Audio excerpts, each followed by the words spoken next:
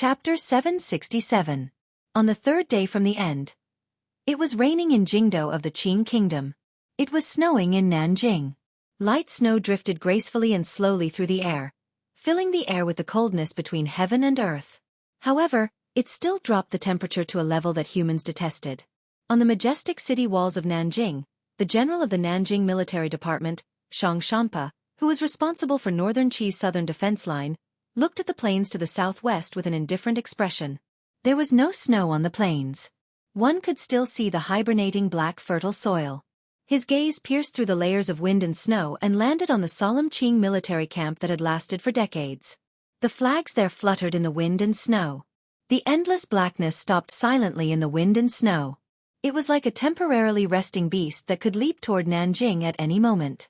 The Qing Kingdom's Yanjing camp and northern camp had attacked with all their might.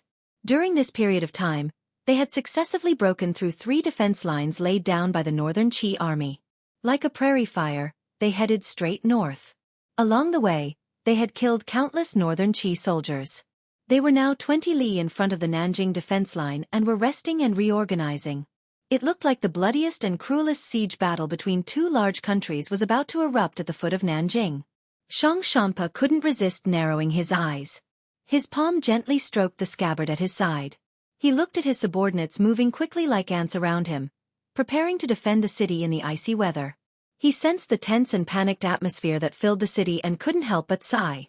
More than 100,000 Qing Iron Riders were already pressing in. How long could the most important city in the south of the Qi Kingdom under him hold out? Zhang Shampa shook his head and sent out a number of military orders to his subordinate officers.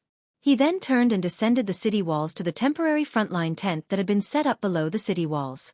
This tent was remote and quiet. It was personally guarded by his trusted soldiers outside. He did not have to worry about anyone getting close. Once he entered the tent, Zhang Shampa looked at the man wearing commoner's clothing but was still powerful without anger. Very straightforwardly, he knelt down on one knee and said in a low voice, "Father, it looks like Wang Zhikuan has lost his courage after the ambush a few days ago. He probably won't attack the city within 3 days." Everyone in the world thought that the pillar of the northern Qi military, Commander Shang Shanhu, who the Qing Kingdom feared the most, should still be in the city of the Song Kingdom between the waist of the Qing army. Who would have thought that just as the battle in Nanjing was about to break out, this valiant general would come to Nanjing alone without anyone noticing? Shang Shanhu's black silkworm eyebrows twitched slightly. A moment later he said in a low voice, "Although Wang Zhikuan's marching is a bit conservative, he is not a coward. Otherwise, why would the Qing Emperor let him lead the Yanjing army for a dozen years? The harassment these days looks like my army has taken advantage. In reality, he is like a turtle. He has not been lured out of any troops at all." Zhang Shampa listened to his father's buzzing voice echoing through the tent. A glimmer of admiration appeared in his eyes as he looked at his father. His father had secretly returned to Nanjing for some time.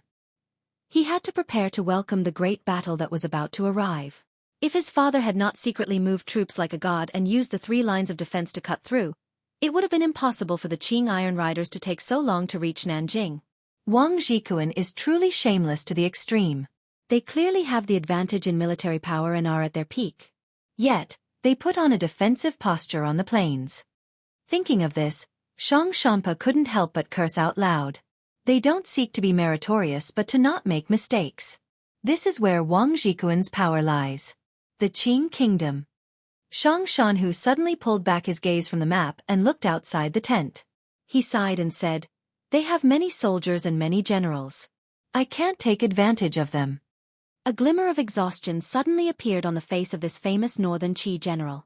He had returned to Nanjing from the Song Kingdom because he was truly worried about the defenses here. Once the Qing Iron Riders actually broke through the Nanjing defense line, the center of the northern Qi court would directly face the flames of war from the south. The court would have to fall into chaos.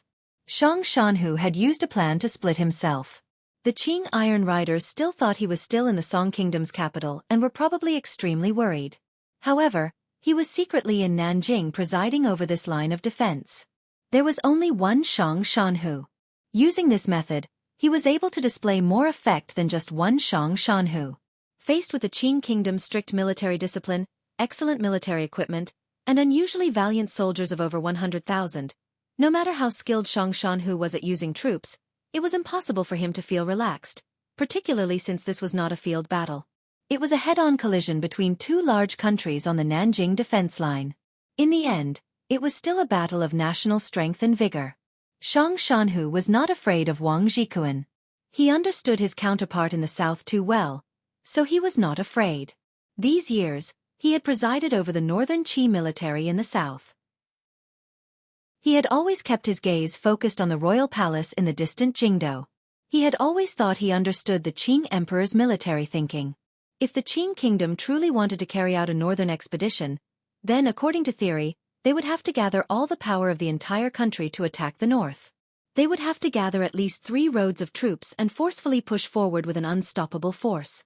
However, there were only 2 roads of border troops outside Nanjing. The Qing emperor's boldness did not seem to be as powerful as he had imagined. Shanhu narrowed his eyes slightly. His heart was heavy with worry. He thought to himself, what exactly is the ruler of the south thinking? Is there some trick that I haven't seen through? Would he still be able to defend this country? As a general, the most important thing was confidence. In front of the Qing kingdom's powerful military, Shanhu did not have the confidence to fight and win. He believed that he could stop the Qing kingdom's northern expedition for a period of time. But for how long? A kind of exhaustion took hold of Shanhu's heart. He suddenly thought of the secret edict the emperor had sent a few days ago. He had heard that Fan Xian of the Qing kingdom had already returned from the temple and should be in Jingdo by now. Was the fate of the Qi kingdom going to be entrusted to the Qing emperor's illegitimate child? Would Fan Xian kill the Qing emperor? Could it kill the Qing emperor? While Shanhu was watching the Qing army camp dozens of li away from inside Nanjing, the Qing kingdom's military camp had already been set up. In the wind and snow, Commander Wang Jikuan was also using a cold gaze to look at the large city in the distance. As long as they broke through that city, the Qing army's most powerful riders would be able to kill their way into the heart of northern Qi. At that time, they would sweep away everything. Although they would still have to face the 2 lines of defense in front of Shangjing, presumably it would be much easier to fight than it was now. While they were attacking Nanjing, they had to defend against Shanhu in the city of the Song kingdom behind them. Although the Qing army's offensive was steady, it lacked the heroic aura of when they were expanding the borders. When will Xueqi arrive? Wang Jikuan asked. A deputy general beside him replied without hesitation, the general should arrive in 4 days. Wang Jikuan nodded his head with some relief. At the beginning of the northern expedition, the emperor had already drawn up all of the plans. Although, like Shanhu in the distant Nanjing, Wang Jikuan sometimes felt that the emperor's boldness this time was not as great as it was in the past. His confidence in the emperor had never weakened. The emperor wanted to send Xueqi to take over control of the wild army in the northern camp. This did not make Wang Jikuan feel any negative feelings. He did not mind others stealing his credit.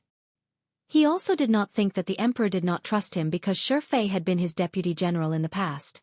Furthermore, the northern expedition was a war to unify the world. No general dared to hope that they could accomplish such a great feat with their own strength. Wang Jikuan occasionally thought that at least he was better than Commander Yi. Commander Ye's current status was too noble. He could only give orders from the Bureau of Military Affairs in Jingdo, and was unable to personally lead troops like him. How many years had he prepared? Wang Jikuan stood at the entrance of the tent and allowed the snowflakes to fall on his armor. Narrowing his eyes, he looked at the distant city of Nanjing. Thinking that his feet were actually already standing on northern Qi territory, a boundless heroic feeling suddenly rose in his heart. He had guarded Yanjing for the emperor for over a dozen years just for this day. The majestic picture was in front of his eyes. How could there be any regret in life? Suddenly, a glimmer of coldness flashed through Wang Jikuan's eyes. His body trembled slightly. Although it was freezing cold, there were no problems with the Qing army's logistics and aura. However, there was always a strong sense of unease in his heart. Sir Fan Jr. had returned to Jingdo. Would the emperor be well? The northern Qi royal palace was built against the mountain. There was a mountain stream on the mountain. The stream flowed along the mountain path until it formed a clear pool at the very bottom. Beside the pool were stones. The clear water in the pool flowed out of the palace through a purposely opened gap. The northern Qi emperor wore a large cloak with a dragon robe underneath. His eyebrows were raised slightly like swords, and his lips were tightly pressed together. Just like this. He sat by the gap in the pool and was silent for a long time without saying a word. Haiteng stood by his side with her back to him. Her gaze followed the clear water flowing out of the pool until it reached outside the beautiful royal palace and the river that slowly flowed through Shangjing in winter. Before the Dong Mountain incident, Master Ku he had talked with the Empress Dowager in this pool and decided on some things before floating away. In the end, he returned dispiritedly and died of old age. He had lost to the Qing Emperor. Presently, the northern Qi court was once again facing the threat of the powerful ruler in the south. However, this time, the threat was more real and direct. Countless Qing iron riders had already stepped onto the road to invade the north. No one knew when they would destroy this ancient capital and set this beautiful black royal palace on fire. I cannot put all my hopes on him. The northern Qi emperor's sword-like brows were slightly flat. His expression was slightly light. Slowly he said, "Although I believe there is an irreconcilable hatred between him and the Qing emperor, the Qing emperor is, after all, his father. As for Fan Xian's fickle and naive emotions, I probably understand them better than many people. Most importantly, according to my aunt disciple, that blind great master has already become an idiot." The northern Qi emperor lowered his head and looked at his slightly distorted face in the water.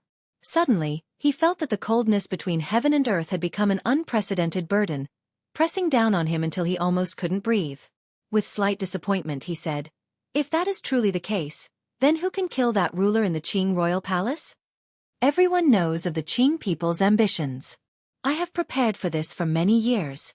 Only when the battle began did I realize that I had still underestimated the valiance of the Qing army." The northern Qi emperor raised his face. A glimmer of determination flashed through his eyes. "It is only 2 roadside armies, yet they can kill their way to Nanjing. If the Qing emperor truly brought the entire country to attack, even Shang Shanhu would not be able to hold out for long. If General Shang Shanhu cannot hold out, what does your majesty plan to do?" Haiteng slowly turned around and asked calmly. "Use the power of the entire country to fight," the northern Qi emperor replied with a slight smile. He didn't think at all. "In the end, this world is my world. Even if jade is to shatter, it will shatter in my hands. I have never had any thoughts of admitting defeat." Haiteng didn't say anything else. She only looked calmly out of the palace and toward the south with her hands gently pressed together.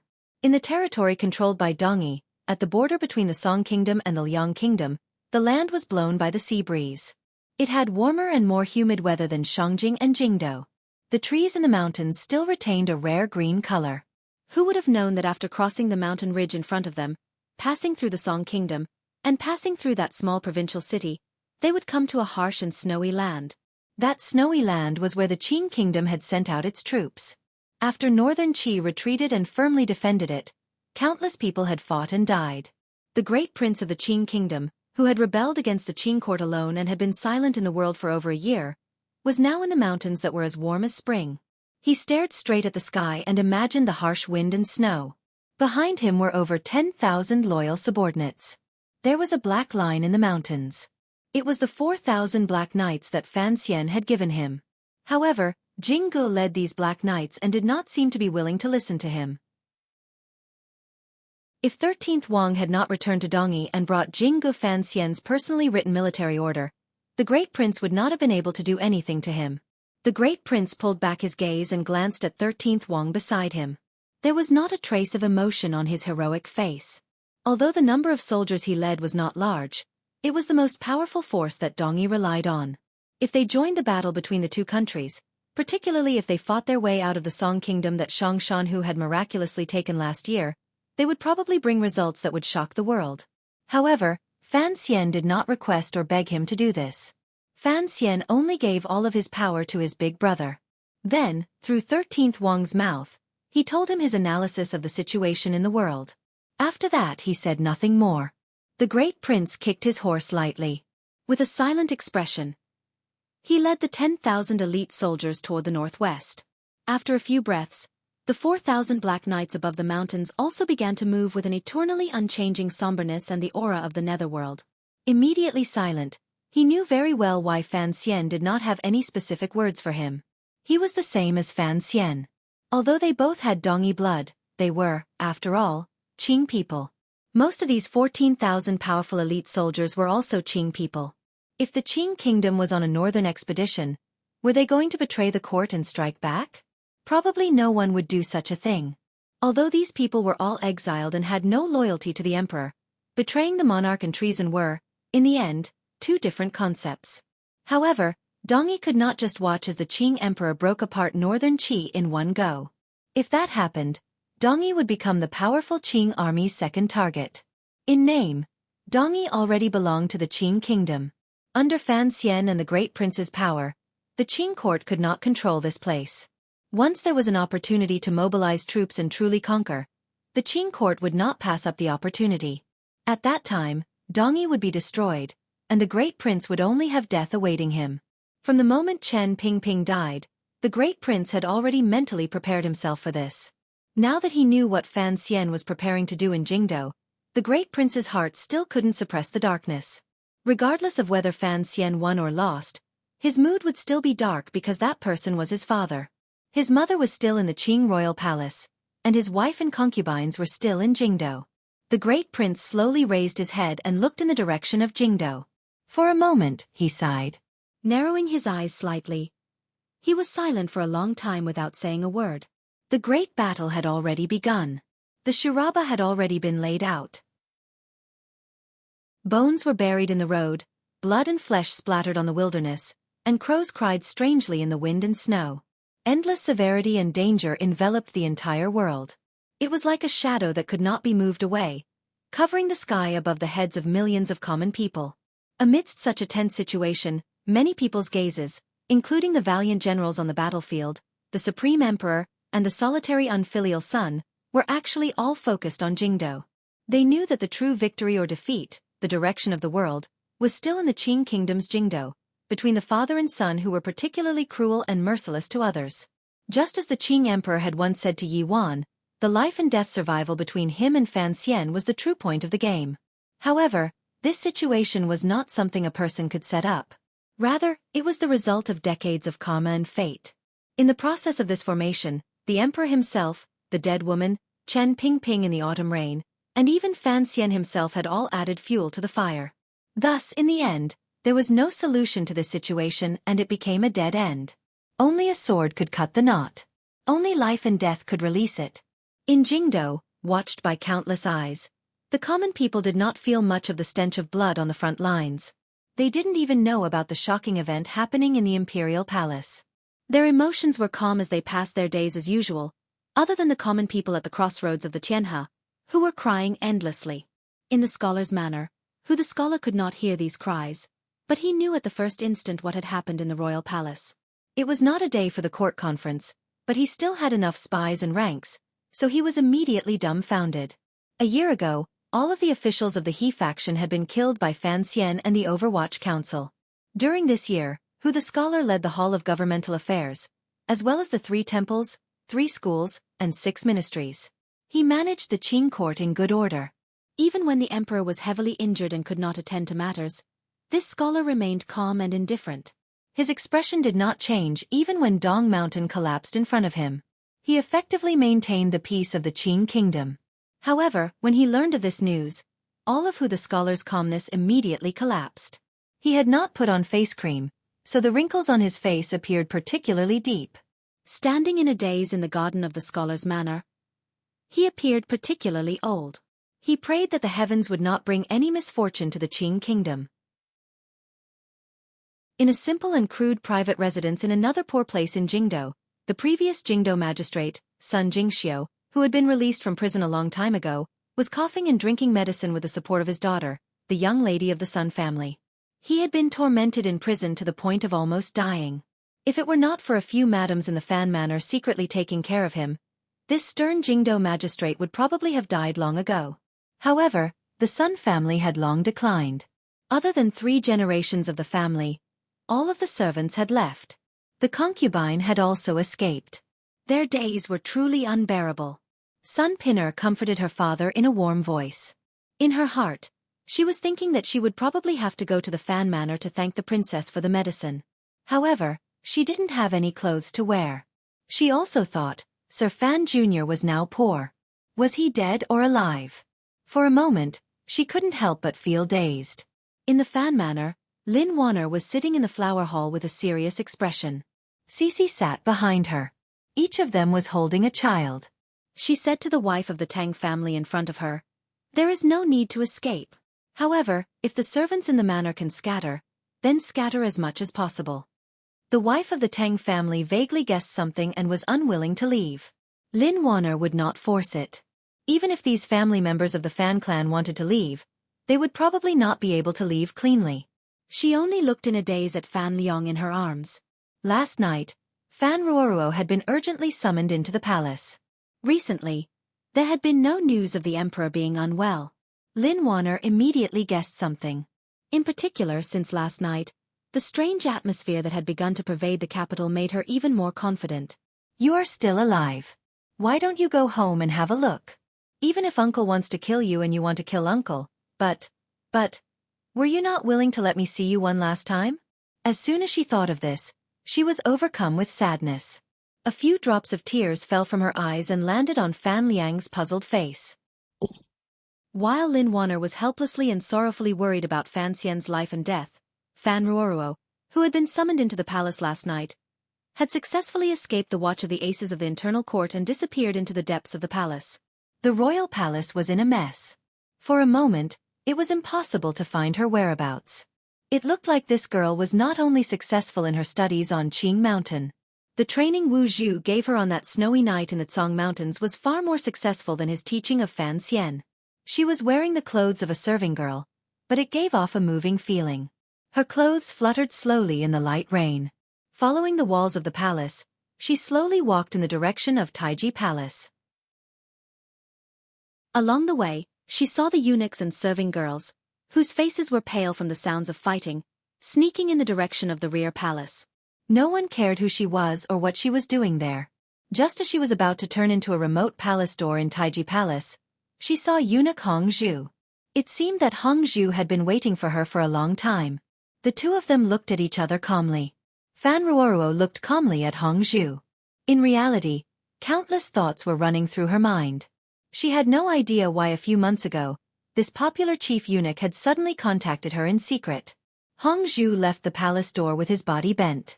He didn't explain anything because he had thought Sir Fan Jr. was already dead. After thinking for a long time, what little he had hidden in his bones finally allowed him to find the young lady of the Fan family and tell her about his relationship with Fan Xian. Perhaps this eunuch did not want her to guard the secret between him and Fan Xian and wait alone in the depths of the palace. Fan Ruoruo knew that her brother was still alive and had snuck into the royal palace with the help of this eunuch. This reality made her very happy. Immediately after, her joy turned into deep worry because she knew why her brother had entered the palace. She walked to the side of the palace gate and walked to the side of a large copper vat filled with water. Through the palace gate, she could hear the heart-palpitating sounds coming from the palace walls not far away, the sounds of iron drills piercing through armor and bones. The worry between her brows grew even heavier. She knew that even her teacher had come today. Then, through the crack in the palace door, she looked at the bright yellow figure in the distance in front of the main hall of Taiji Palace. She pressed her lips together slightly. After a long silence, she finally made up her mind. The emperor held his hands behind his back. His hands gripped the white handkerchief slightly tightly in his sleeves. Only he knew that the white handkerchief was stained with blood like peach blossoms. He had coughed up blood. Was he really going to die? Eunuch Yao had already been chased away by him. At this moment, there was not a single guard around him. Standing in front of the curtain of rain, he appeared very lonely. In the light rain in front of him, an even lonelier figure slowly walked over. Wu Zhu had finally come. The light rain continued to drip endlessly onto the black cloth on his face. The metal drill he held tightly in his hand continued to drip blood. An aura filled with the scent of blood seeped out from his soaked clothes. After killing an unknown number of imperial soldiers, Wu Zhu finally walked step by step from the direction of the royal palace to this place. The usually indestructible metal drill in his hand had pierced through countless tough armors and countless throats. At this moment, the sharp tip of the drill had been ground flat. The body of the drill had begun to bend. Wu Zhu was not human, but he was also not a god. In the face of the world's elite battle power, wave after wave, under the unscrupulous attacks, he was still injured. On the road down from the royal palace, the imperial soldiers wearing heavy armor used their bodies as giant rocks to control the enemy and blocked in front of him. They successfully delayed his steps and injured his body. The imperial soldiers' interception could not be said to not be heroic, but Wu Zhu still managed to kill his way out. Only, the iron drill in his hand was already useless. His tightly bound black hair had long been disheveled, the cloth clothes on his body had even more holes, the clothes below his waist even more so, for some reason, had been burned into pieces. What was most frightening was that in the chaotic battle, the blind youth's leg seemed to have been broken by some heavy weapon. It was twisted to the side and back at an angle that did not conform to common sense. It looked like the bone had been twisted into a strange shape. It was impossible for him to walk. However, Wu Zhu continued to walk. Separated by the layer of black cloth that was about to fall off, he stared at the Qing emperor below. Using the deformed metal drill in his hand as a walking stick, he dragged his already useless left leg and walked with great difficulty and stubbornly in the rain until he reached the Qing emperor. The rain had long lightened and was pattering down.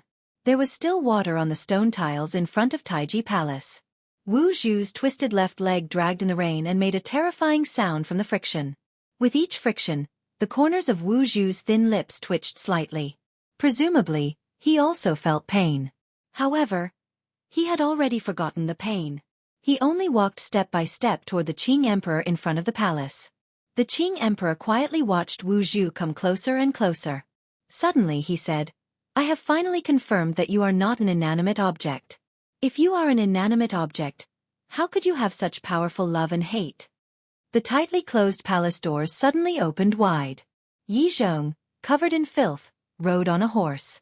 Leading the remaining imperial soldiers and his own family's riders, he rushed toward Taiji Palace. The sound of hooves was like thunder, shaking up the rainwater on the ground and making it tremble. In an instant, hundreds of Qing elite soldiers once again surrounded Wu Zhu. However, they looked at Wu Zhu, who was surrounded by them, at the man who was already twisted but still standing stubbornly. There was not a trace of joy in them. Particularly, the dozen or so Qing temple ascetic monks who had suddenly appeared beside the emperor. The powerful ascetic monks wearing straw hats paled and trembled all over when they saw Wu Zhu, particularly when they saw the color of the liquid flowing out of Wu Zhu's wounds. The blood flowing out of Wu Zhu's body was also hot and red. However, it was golden red. Gradually fading in the light rain. Not many people noticed it. However, the ascetic monks wearing straw hats did. All of the ascetic monks seemed to have been struck by lightning. They knelt in the rain in front of Wu Zhu. They were the Qing emperor's most powerful personal defense. In this moment, they had no choice but to submit in front of this blind cripple. Chapter 768. On the second to last day, I have been writing slowly and ceaselessly. There will come a time when I finish. The rain slowly landed on the bamboo hats. The ascetic monks knelt on the wet ground with pale faces. They stared in a daze at the blind youth in the middle covered by a black cloth. For a long time, they could not make any reaction. They were the Qing emperor's last line of defense. When a dozen ascetic monks joined hands, even Fan Xian and the Shadow had almost been killed. It was clear how powerful they were. Now, facing Wu Zhu, would they turn around and attack? The emperor stood in the long corridor in front of the palace. The fine cold rain in the sky was blown by the wind to where he stood and wet the beard on his chin. He narrowed his eyes slightly. The coldness in them grew. Coldly he said, "Useless things. A traitor from the temple has scared you so much." Strangely, the emperor did not seem worried that these ascetic monks would betray him at this moment. Many years ago, the emissary from the temple had made some kind of agreement with the emperor in order to remove all traces Yi Qingmei had left in this world.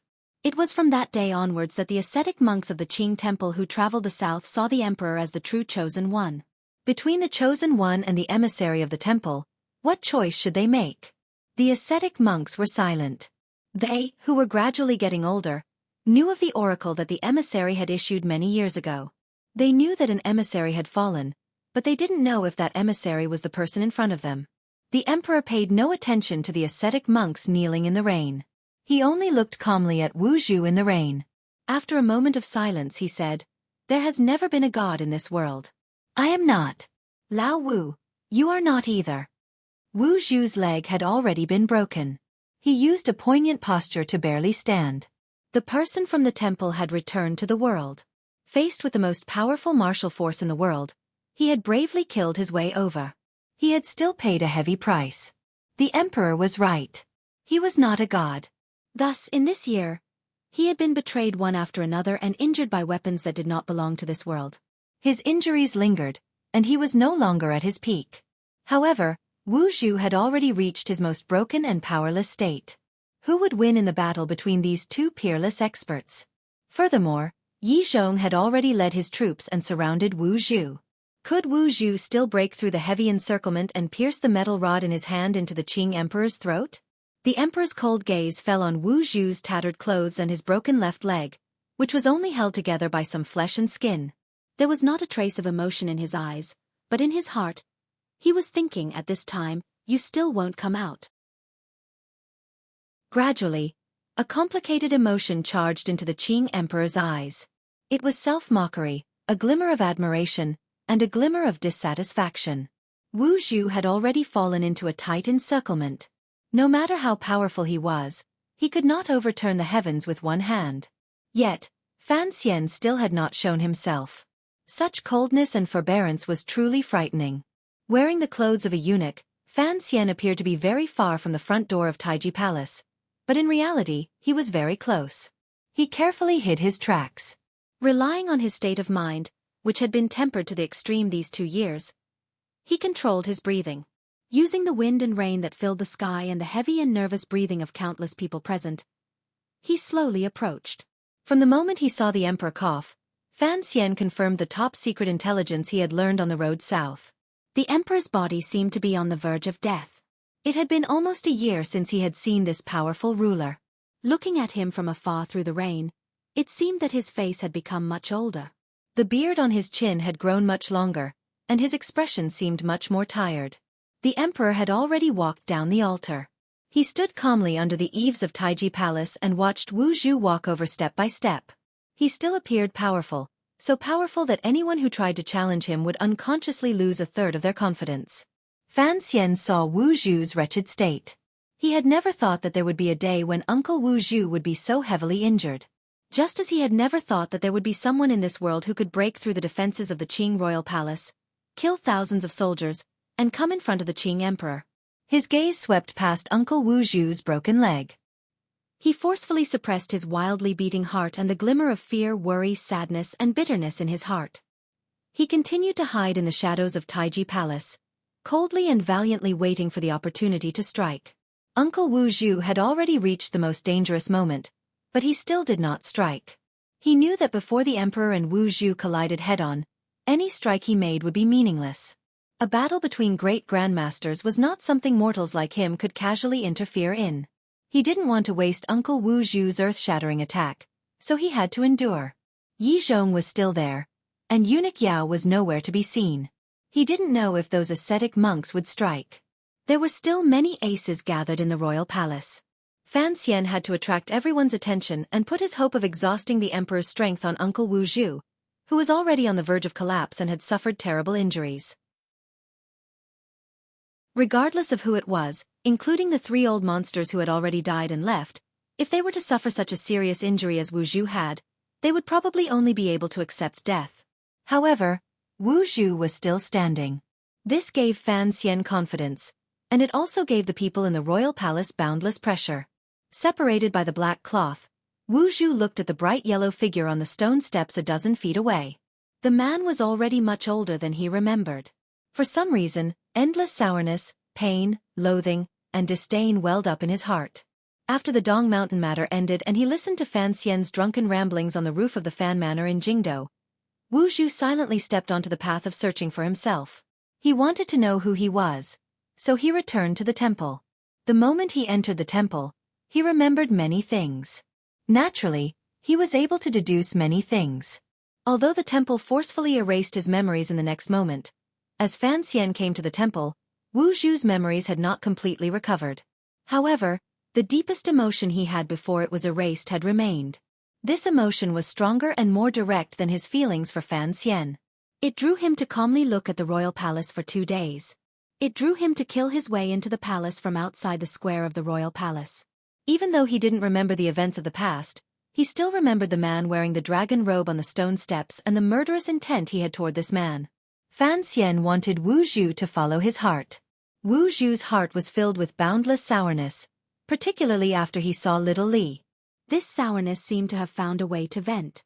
He was going to kill him. He only remembered this. Wu Zhu moved.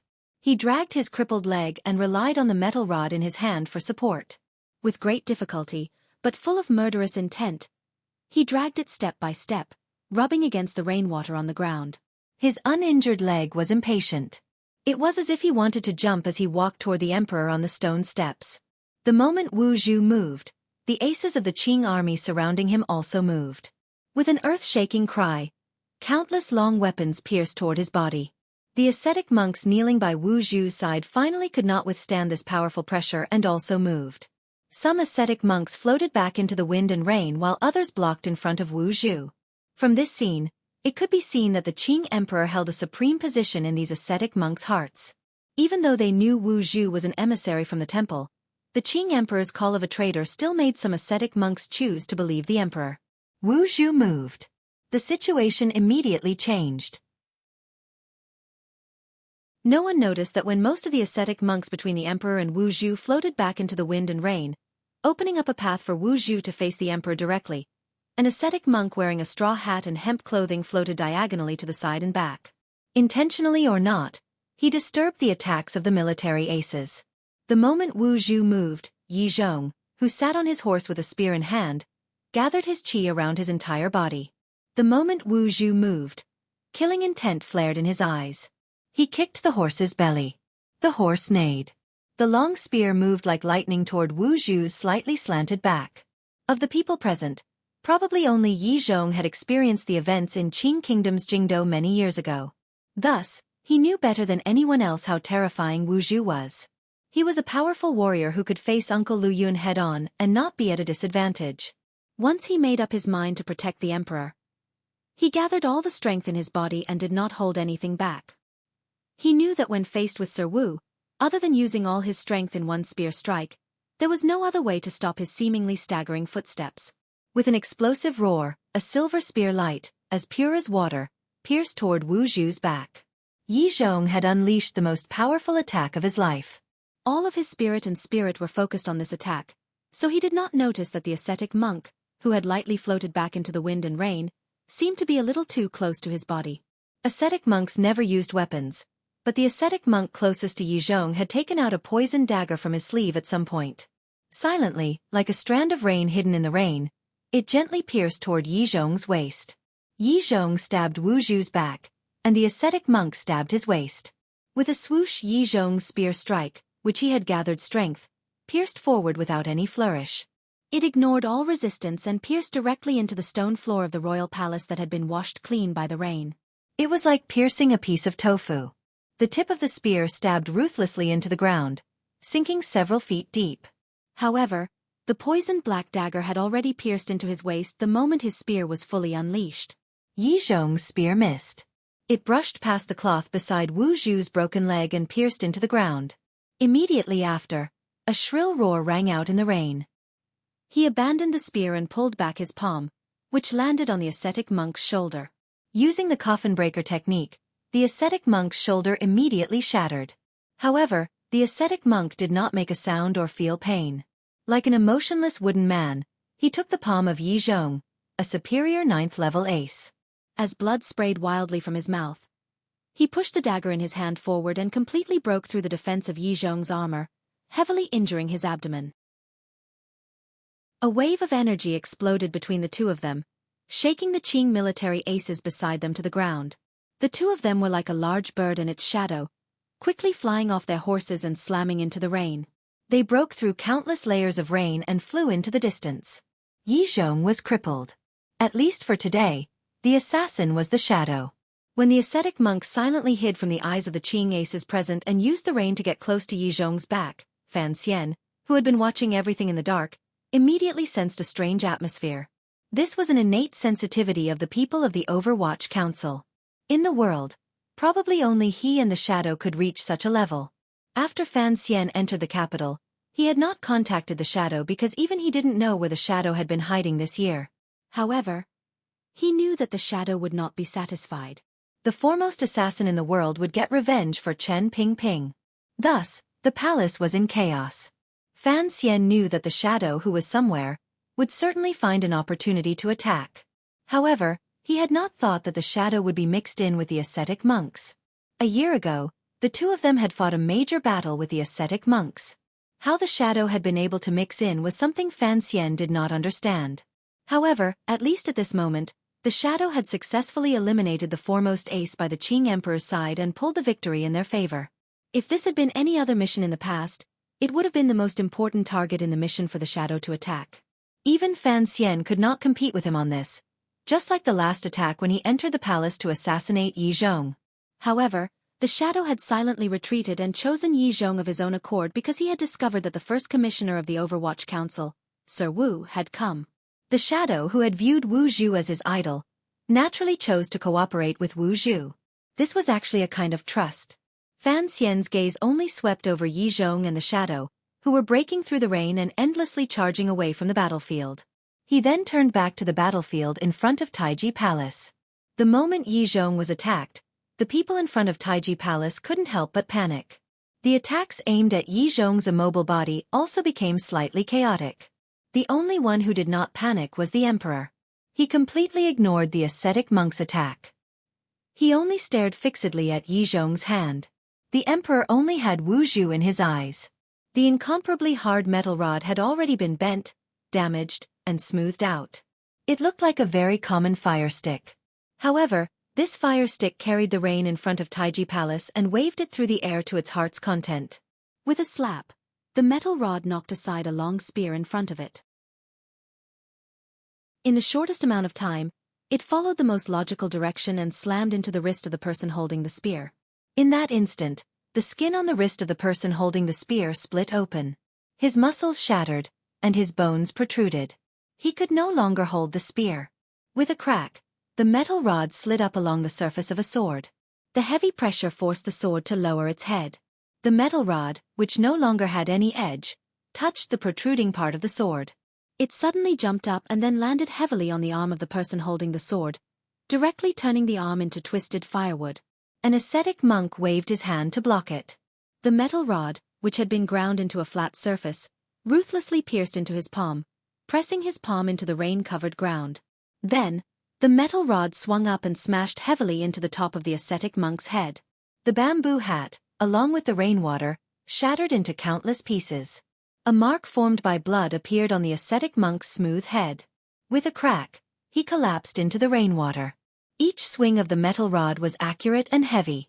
The metal rod, which had long lost its edge, became a metal stick in Wu Zhu's hand. It knocked aside the densely packed swords in front of him and shattered countless joints. Blood mixed with the rainwater and splashed into the air in front of him. The metal rod could no longer pierce into the throats of the countless aces in the royal palace, but it could shatter their throats. Wu Zhu, who advanced with difficulty in the rain, seemed to be able to fall at any moment. However, the ones who fell in the end were the aces bravely blocking in front of the emperor. At this moment, Wu Zhu seemed to have become the serious teacher on the cliff. Every time he swung his staff, it would accurately land on Fan Xian's body. No matter how Fan Xian tried to dodge, he would never be able to. But today, the wooden staff had become an iron staff. With a muffled thud, the cartilage on an internal court guard's knee was shattered by the metal rod. He knelt by Wu Zhu's side. The metal rod swung down again and smashed the person down the stone steps, sending up rainwater. Wu Zhu finally stood in front of the emperor. Without pausing, cursing or making eye contact, Wu Zhu raised his hand. The metal rod in his hand smashed down toward the emperor's face. No one in the world dared to slap the emperor's face, but Wu Zhu did so. Furthermore, he did so as if it was a matter of course. It was as if he was teaching an unfilial son a lesson or beating a heartless man. When Wu Zhu stood in front of the emperor's eyes narrowed slightly. A certain light suddenly bloomed on his slightly aged face. Then he also raised his hand. In the instant that the rain did not even have time to tremble, the emperor's left hand, which had been hanging by his side the entire time, suddenly appeared by his face. His palm faced outward and blocked the metal rod. At the same time, The emperor's right hand formed a fist and smashed viciously into Wu Zhu's chest. His most terrifying pair of hands were as white as snow, seemingly forever untainted by dust and untainted by blood. They blocked Wu Zhu's metal drill and struck Wu Zhu's body. The first exchange between the last two ultimate warriors in the world, who had transcended the limits of humanity, was this simple. They each swung a stick, blocked a palm, and threw a punch. If it had been anyone other than the two of them, they would not have been able to block that metal rod and throw that punch. The emperor's terrifying fist smashed viciously into Wu Zhu's chest. The air seemed to have frozen at this moment. Wu Zhu's body seemed to be strangely suspended in the air at this moment. Then, like an arrow, he was fiercely smashed out. Like a heavy and hard meteorite, he flew out from the bottom of the stone steps. Wu Zhu's body smashed into countless pursuing Qing aces along the way. In front of Taiji Palace in the royal palace, where a black shadow passed, flesh and blood flew everywhere. With a muffled thud, Wu Zhu's body finally landed dozens of feet away. He landed heavily on the ground and shook the world around him. The entire place fell into a strange silence. At this moment, there weren't many people who were still alive and standing. Below Taiji Palace on the stone steps, in the light rain, the lonely and proud emperor still maintained his posture with one palm in front of him and one fist extended in the air. Knocking Wu Zhu down with one punch was something worthy of the Qing emperor's pride. However, there was not a trace of emotion on his face. On the contrary, a glimmer of coldness appeared in his eyes. Wu Zhu's metal rod had shattered the powerful Xueqi the Qing emperor had attached to his palm and ruthlessly struck the Qing emperor's face. The Qing emperor's face was very pale, but his left cheek was red and swollen. Fresh blood flowed from the corner of his lips. It was like someone had slapped him heavily in the face. He slowly pulled back his left hand and lowered his head to look at the metal rod marks on his palm. Only then did he remember that Wu Zhu's metal rod was bent. Wu Zhu, in the puddle of blood and rain, suddenly moved. Then, with unusual difficulty, he stood up with his bent body. The metal rod in his hand trembled as it stood on the ground, supporting his tottering body as he stood in the rain. He had walked this far with incomparable difficulty. He had walked to the emperor's side only to be knocked back by a punch from the emperor. This was something that was enough to make anyone despair. However, Wu Zhu's expression did not change at all. He only dragged his even more broken left leg and, using an even more difficult posture and even slower speed, once again walked toward the bright yellow figure below Taiji Palace. Chapter 769. I am still writing the last chapter. If I finish it, it will be morning. If I fall asleep in front of the computer, it will be much later. Everyone, please don't wait. I am very satisfied with this chapter and countless other chapters. Everyone knows how satisfied I am. Perhaps you cannot agree because I cannot extravagantly ask for the satisfaction of all my friends. I only hope that everyone is satisfied with my satisfaction because this means that everyone is satisfied with my attitude in writing the book. Only something that I am satisfied with will I bring it up for everyone to see. So that is how it is. It is only so, but it is still so. Not bad. Thank you very much for being with me for so long. The day after tomorrow, I will write the epilogue and repeat it a few times. Please read it. The Qing Emperor's fist was always steady and powerful. It was full of the aura of a ruler. It easily pierced through all obstacles in front of it, just as he often did in this life. In the decades of history in this land, not many people had survived an attack from the Qing Emperor. Sigu Jian, that strange old creature, had his intestines torn apart and could only rely on Fei Jie's strange poison to struggle at death's door. However, Fan Xian had relied on the magic coup he had left behind to move dozens of feet in one move. Contrary to the Qing Emperor's expectations, he had forcefully avoided the terrifying power contained within the fist. Wu Zhu did not avoid this punch. He had truly withstood the boundless Xueqi in the Qing Emperor's body. A part of his chest caved in, but he did not fall. If the highest realm in the world was a great grandmaster, then if the only weakness of a great grandmaster was that they were still like immortals, then Wu Zhu clearly did not have this weakness. His body was certainly the most powerful among the great grandmasters. He only stood up again and moved closer to the Qing Emperor on the wet ground. He once again walked in front of the Qing Emperor. The black cloth on his face did not move. The metal drill in his hand waved and broke through the air noiselessly. Because it was too fast, the people who were struggling to survive could not see what was happening on the stone steps or hear any sound. The emperor did not retreat. A faint gray light flashed through his eyes. His feet stood steadily on the stone steps. Just as he had declared with boundless dominance and confidence in the hanging temple, he had never retreated half a step in his life, regardless of what enemy he faced. He punched again. His jade-like fist glowed with a faint light. In an instant, it evaporated all the moisture in the air and landed squarely on Wu Zhu's abdomen. Wu Zhu's metal rod was like a streak of clear light cast down from the sky. It could not be stopped. It struck ruthlessly against the Qing Emperor's left shoulder. 4 warriors of their realm, in the last battle of their lives, they had long cast aside all external pretense and techniques. In the word power, the power was already in their bodies and bearing. They collided purely with reality. It was just like what Master Xueqi's great ancestor Zhen Chen had said in one of the sayings, "Take off your clothes and go." The duel between the two peerless experts was just the most indifferent and simple performance art. Without any external appearance, it was just like primitive people practicing the most perfect killing skills in the snow, beside the volcano, and in the midst of grassland beasts.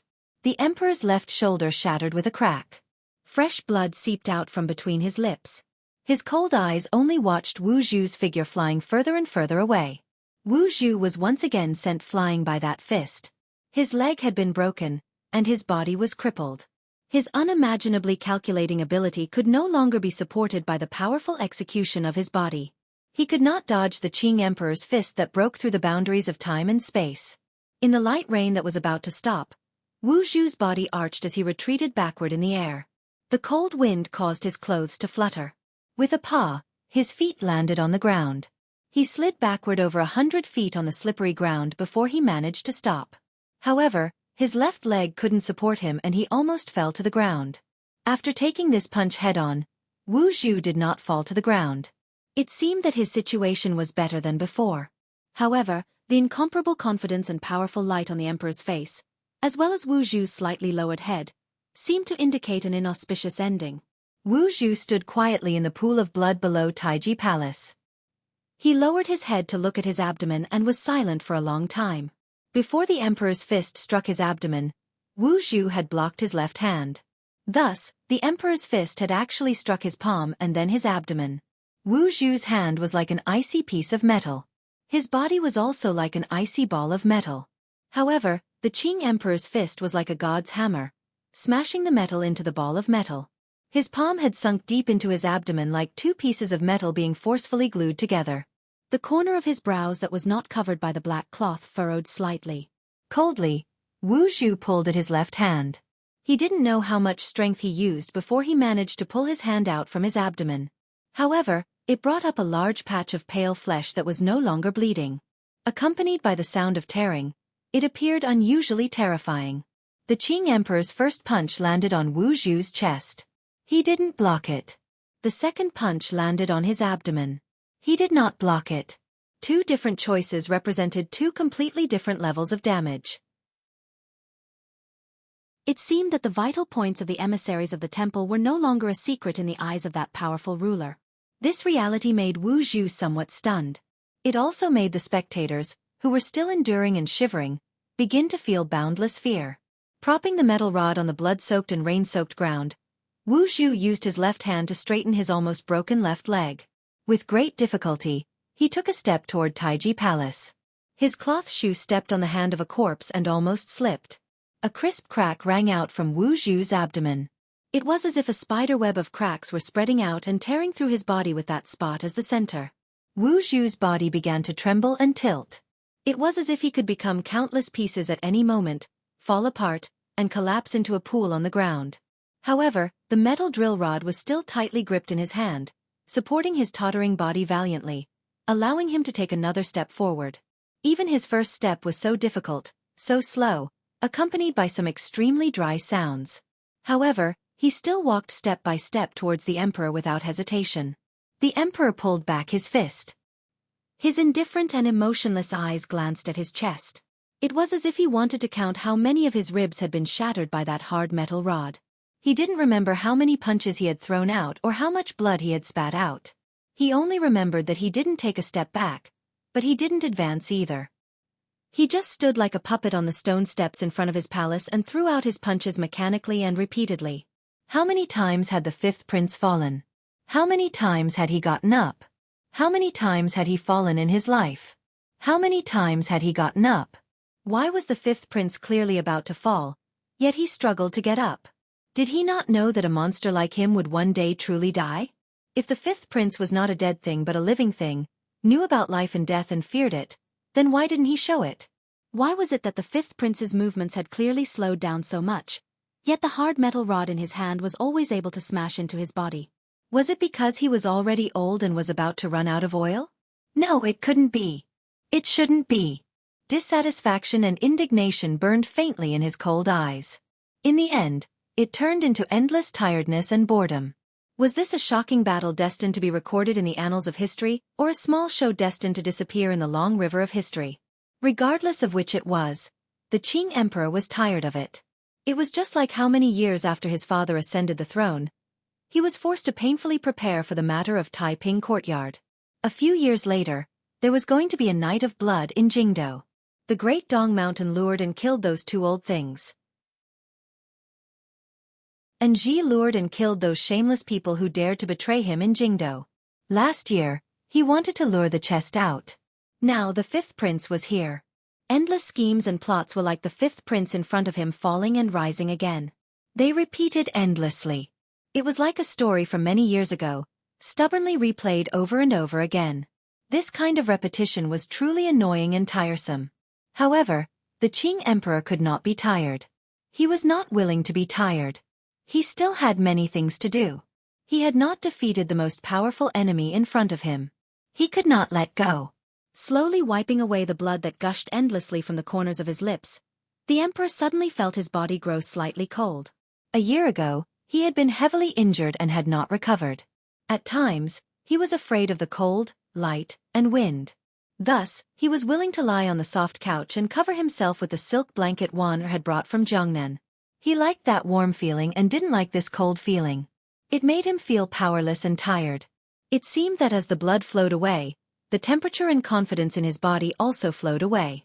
Looking at Wu Zhu, who had once again climbed to his feet, the broken Wu Zhu, the emperor's burning eyes suddenly lit up. Following the sudden paleness, his old face appeared unusually thin and sallow. The rain had stopped.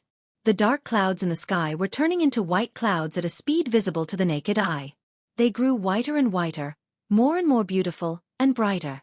The air in the square of the royal palace was filled with a beautiful aura of rain washing the blue sky. Beyond the palace walls, in the extreme eastern skyline, something beautiful was faintly happening. The emperor opened his hazy eyes. With a shake of his clothes, he finally flew up from the stone steps of Taiji Palace. In this rainless sky, he brought up a stream of rain parallel to the south, leaving behind countless afterimages in the air. The blue sky reflected this dragon of rain. A draconic cry seemed to ring out from somewhere in the royal palace. Wu Zhu, who was holding the metal drill, was immediately surrounded by this dragon and countless draconic cries.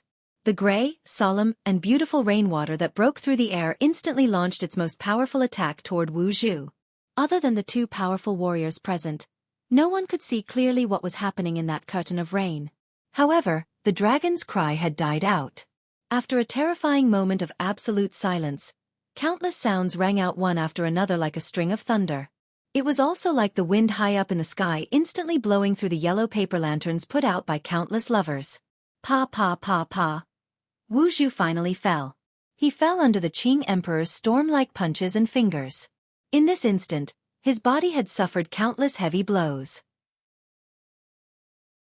Finally, he sat down weakly at the Qing emperor's feet. His pale right hand opened toward the sky. There was nothing there. The long silent and noble head also drooped down powerlessly and fell in front of the Qing emperor. Reluctantly and helplessly, he let go of the hand holding the metal drill. But the metal drill did not fall to the ground of the royal palace. It made the clear sound of a funeral bell because the metal drill was stuck in the Qing emperor's abdomen and was trembling slightly. Fresh blood surged out of the Qing emperor's abdomen and flowed down the metal drill. It dripped down the smooth tip of the drill and landed on Wu Zhu's pale palm. Following a clear line of life, it gradually bloomed into a beautiful peach blossom. The emperor's thin and emotionless lips were slightly parted. They appeared slightly dry. His face was deathly pale. His eyes were empty and without a trace of emotion. He lowered his head to look at the metal drill in his abdomen. Feeling boundless exhaustion and annoyance, he prepared to pull out the metal drill that had sunk deep into his abdomen. He was the person with the greatest willpower in the world. At the beginning, his meridians had all been shattered. Even the pain of being a cripple could not weaken his spirit at all, much less the pain in his abdomen. He knew that Lao Wu was already crippled. A faint pride flashed through his eyes, but there was only boundless exhaustion. He discovered that his lips were beginning to taste something rusty. Fan Xian still had not appeared. This reality confused the emperor. A glimmer of a self-mocking smile rose to the corners of his lips. It looked like his son's state of mind was stronger than he had imagined. Because of his strength, he had been cold, callous, and cold-blooded, enduring silently until now. He had watched as Wu Zhu was crippled by him but still refused to come out. Strangely, the emperor once again felt admiration for his son. He seemed to feel that his most unfilial son was becoming more and more like himself, as cold-blooded as himself. He had thought that Fan Xian should have come out a long time ago. When Wu Zhu first fell to the ground, or when Wu Zhu's leg was broken in two, he had been secretly preparing for this. However, Fan Xian had not come out, so he felt a faint disappointment and an ominous feeling. Was the blue sky after the rain going to witness the emperor's final failure? Was she going to use her son's eyes to see his failure? Fresh blood surged out from the powerful emperor's lips and from his abdomen. He once again felt the coldness and began to think of the soft blanket on the couch and the woman in the royal study. Then, his right hand gripped the metal drill steadily and began to slowly pull it out of his body with a heart-shaking coldness. There was an old saying that when a blade was pulled out of a wound, the pain was the greatest. This could be used to refer to life, but it could also be used to refer to the current situation. When the emperor slowly pulled out the metal drill, it was like exposing the scars that had been hidden in the darkness by his mask all these years. The scars that he thought had long healed made him think of many people and many things. The pain made his pale face even whiter, so white that it was not like a normal person's. It seemed like even this monarch's arm couldn't bear to let him face this kind of pain. Therefore, at this moment, in the cold and clean air, an extremely strange twist suddenly occurred. It was a twist and separation of bone and flesh. It did not conform to the structure of the human body at all. It bent out at a strange angle. It was rather like Wu Zhu's leg. Blood blossomed under the blue sky. Bone and flesh separated from the Qing Emperor's body.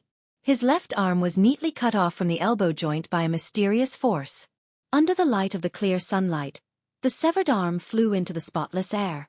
With the slowest speed, it spun, jumped, danced, and danced with beads of blood at the stump.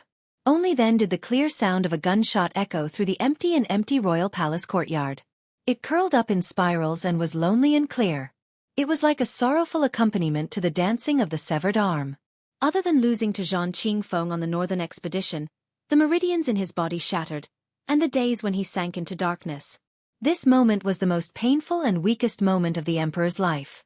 The gunshot, which had been silent for decades and then silent for another year, finally rang out in the royal palace. After a year of silence and another morning of silence, Fan Xian's figure finally appeared by the emperor's side. Watching as Wu Zhu was heavily injured by the emperor until he became useless, Fan Xian still did not come out. What kind of pain was he suppressing? However, when he appeared, he chose the most opportune moment and appeared in the most opportune place. He appeared directly beside the emperor. All he needed was the snap of a finger.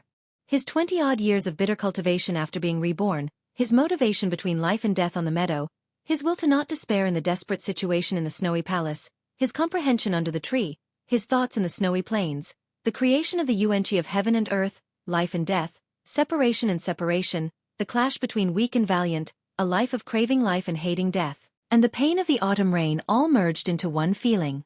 An aura exploded out of Fan Xian's body. There was no sword, no arrow, no dagger, no poisonous smoke, no small tricks, no coffin breaker, no stretching out of his arm against the path of the sword, and no channeling of his qi against the path of heaven and earth. Fan Xian abandoned everything. He only turned himself into a gust of wind and a streak of gray light. In the shortest of moments, He forced out all of his power through his fingers and chopped toward the emperor's heavily injured and weak body. The powerful tyrannical Xueqi did not hesitate to cut the already thick meridians in his body. With a decisive stance and a speed beyond his ability, it fiercely sent out. Countless streaks of smoke and dust lit up the cold autumn. He sent it to his fingers. The Xueqi did not spit it out. Instead, it gathered it inside. The sword qi did not leave his fingers, but it was as solid as metal and stone. Viciously, it pierced into the emperor's shoulder. Moving it to his palm, the Xueqi was like the wind of the East Sea. It surged out violently and swept through the clean jade mountain. Without leaving a single speck of dust, it slammed heavily into the emperor's chest. Chopping finger and palm, he chopped away the past of these years. He pointed out a path of life and death. With a single palm, he separated the line between ruler and official, father and son. Fan Xian had never been so powerful in his life. The Qing emperor had never been so weak. This pair of father and son didn't even have time to meet each other's eyes for an instant before they became two shadows in front of Taiji Palace. They made the intimacy of life and death with each other. It was as if countless yellow paper lanterns in the air had been torn apart by the strong wind. They popped endlessly, causing one's heart to palpitate with boredom. The speed of Fan Xian's movements had already risen to a level that would make people dumbfounded. He did not leave any afterimages. There was only a wisp of gray shadow that circled around the emperor's body. In an instant, he had attacked dozens or hundreds of times. The rainwater that had accumulated on the stone floor suddenly seemed to have been split open by a water-repellent bead. It spread to the sides, revealing the clean stone tiles in the middle. About half a palm's length above the stone tiles, the emperor and Fan Xian's figures flew through the air. In an instant, they left the front of Taiji Palace and flew like lightning toward the northeast. Water splashed everywhere along the way. A trail of blood flew through the air in a line. With a bang, the bright yellow figure dispiritedly smashed through the palace doors between the walls of the royal palace, shattering the thick palace doors and filling the air with wood shavings. The wood shavings shot out in all directions like powerful arrows.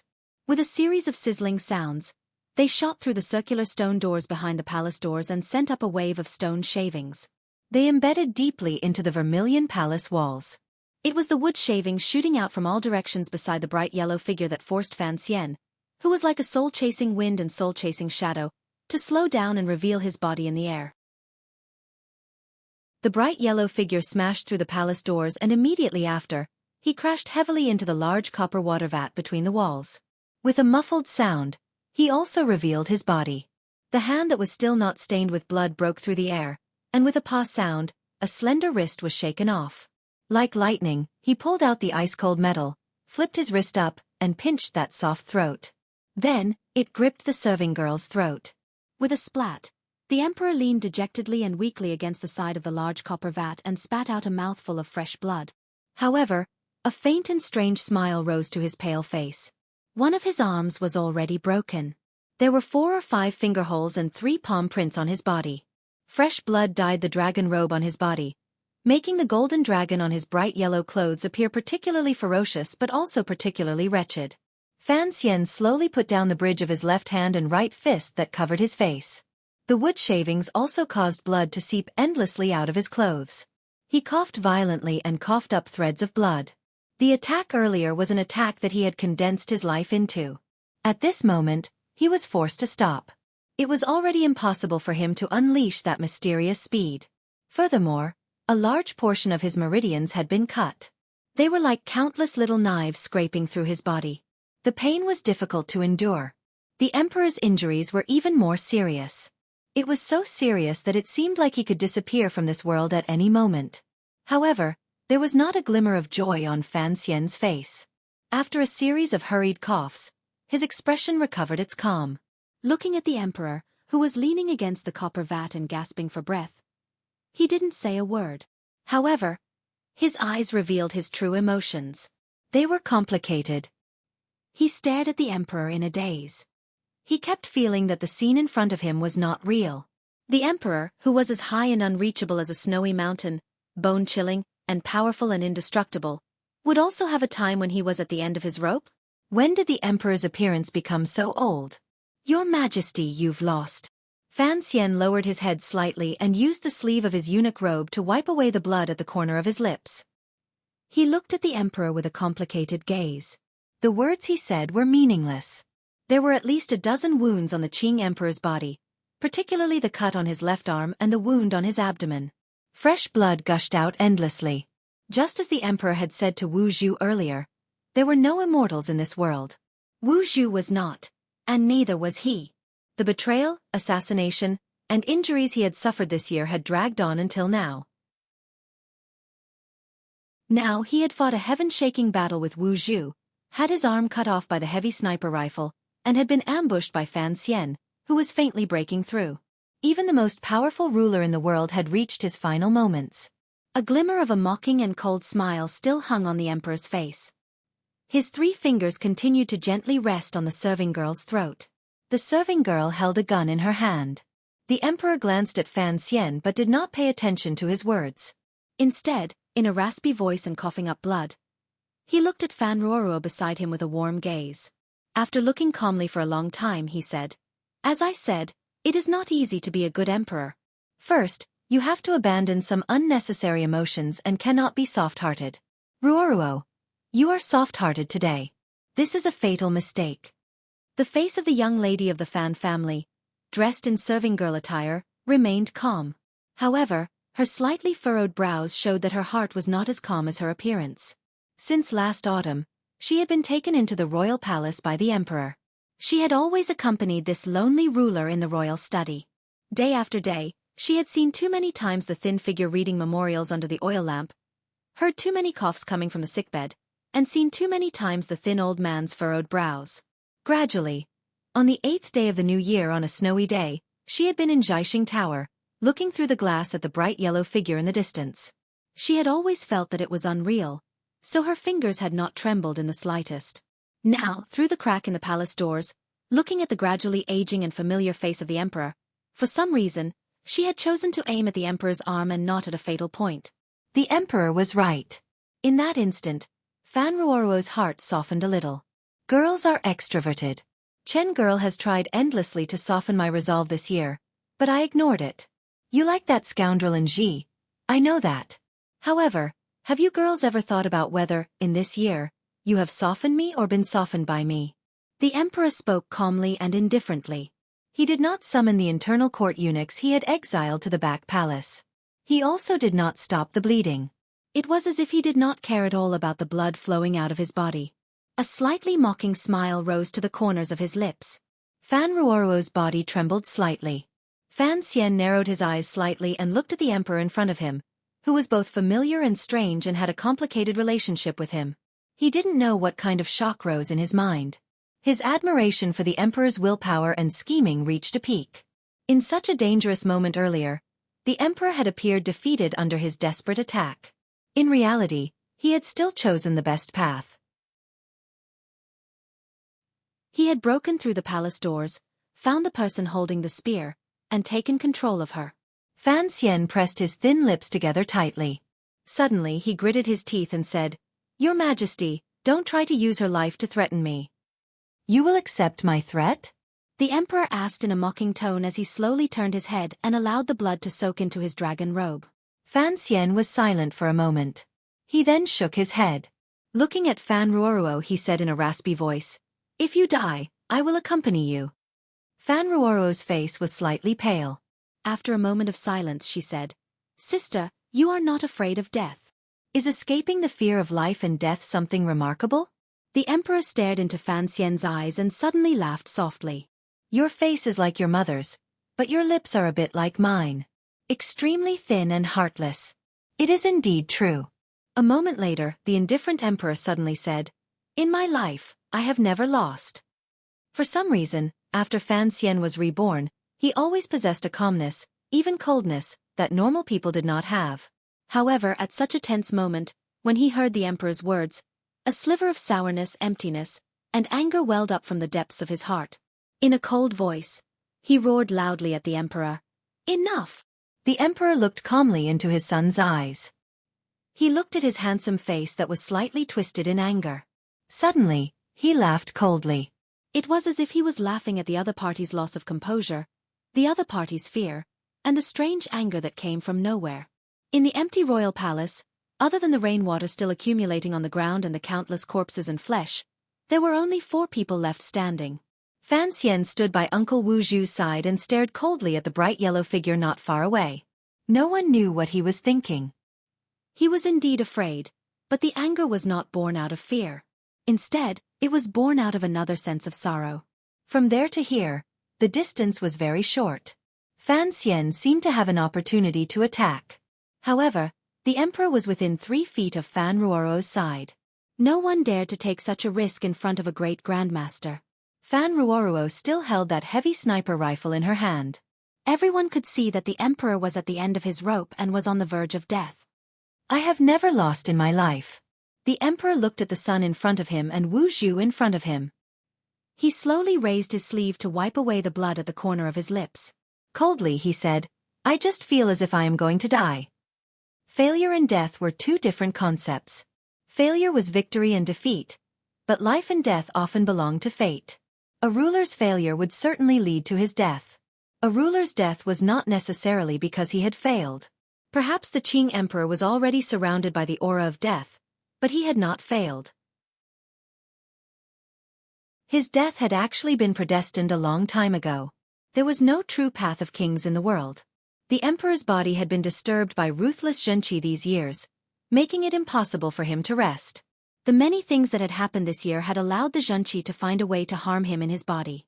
It quickly destroyed his life force and sped up the process of his aging. However, the emperor's slightly sunken eyes looked coldly at Fan Xian. He did not lightly speak of the truth that was destined to shock him endlessly. Even if I die, I will kill you, unfilial son. The emperor coughed, making him bend slightly. There was a faint unwillingness in his coughs. The Li family's kingdom is destined to unify the world. As long as you die, regardless of which of my 2 sons takes the throne, the world will still belong to the Qing kingdom. The raging flames of war outside Nanjing were only flames that forced Fan Xian to appear. Otherwise, if Fan Xian returned from the temple and went into hiding, where would the Qing emperor go to find him? However, if Fan Xian did not die, the great work of the Qing kingdom for thousands of generations would not appear. Even if the Qing emperor knew that his body was about to weaken, how could he be at ease? The situation today was just a ruler wanting to kill his official and a father wanting to kill his son. Who would have thought that the situation would change in the royal palace? In the lonely royal palace, the emperor faced all of the enmity alone. The emperor felt a bit tired. He looked at Fan Xian calmly and suddenly realized that the desire to kill his son was not as strong as he had imagined. Why was this? Perhaps the source of the emperor's desire to kill was the anger he felt because of Fan Xian's betrayal and not for the Qing kingdom for thousands of generations.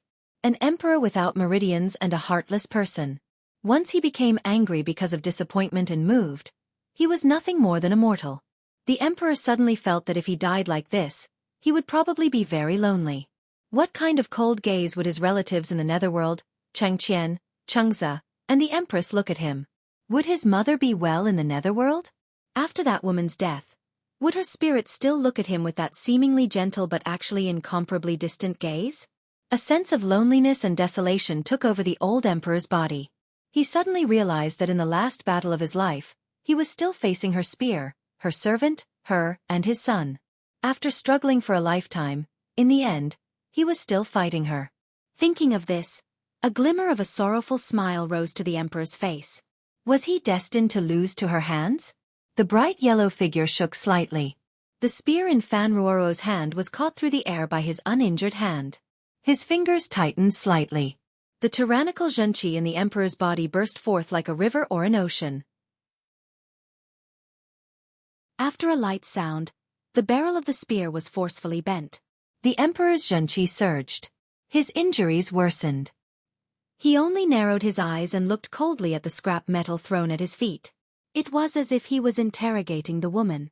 He didn't say anything for a long time.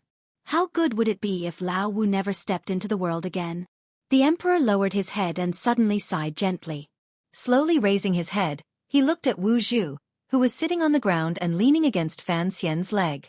With great difficulty, he shook his head. I can't remember many things.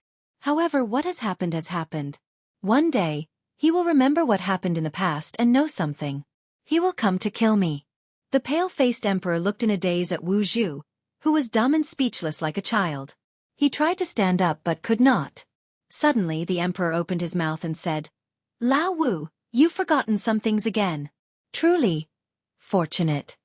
When a powerful figure starts to become so naggy, does it mean that he is really old? Or was this the final radiance of a setting sun? Fan Xian looked in a daze at the one-armed emperor, and suddenly felt an emptiness in his chest.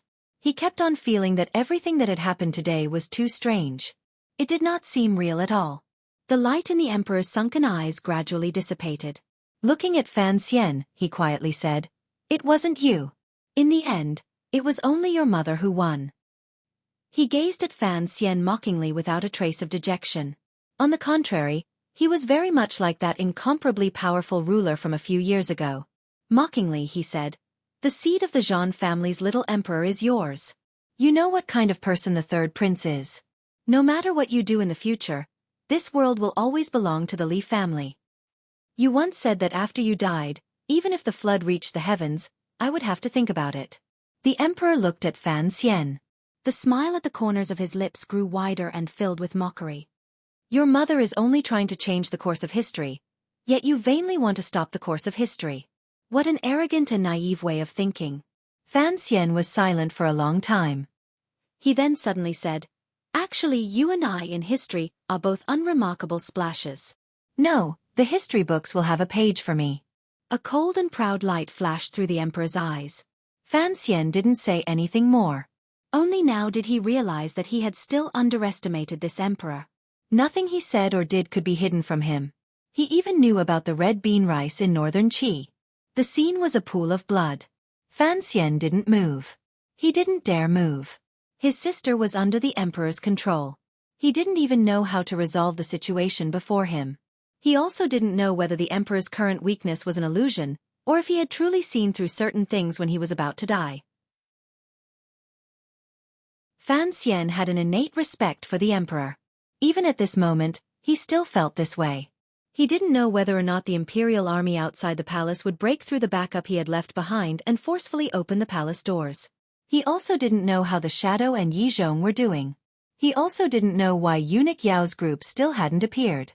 What chilled him the most was whether the emperor's counterattack before his death would have Uncle Wu Zhu, his sister, and himself accompany him in death. Even now, he still believed that the emperor had this kind of power. The emperor raised his head with difficulty and narrowed his eyes slightly. Separated by the palace walls, he looked at the blue sky in the east. It was as if he had discovered that something beautiful was about to happen there. He gazed at the sky. The wrinkles at the corners of his eyes trembled slightly. It was as if he had thought of something. His right hand, which was outside his long sleeves, curled slightly as if he wanted to hold on to something. The light in his eyes gradually gathered from the scattering.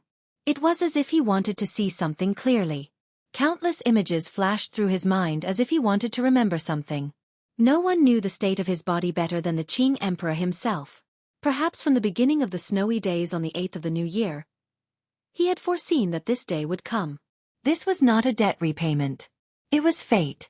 However, why did he still have such a powerful dissatisfaction in his heart? His extremely furrowed brows were like a question, endlessly asking a question to the blue sky that had been washed by the rain and appeared exceptionally clean. When he was young, he silently endured humiliation in a ruined manner.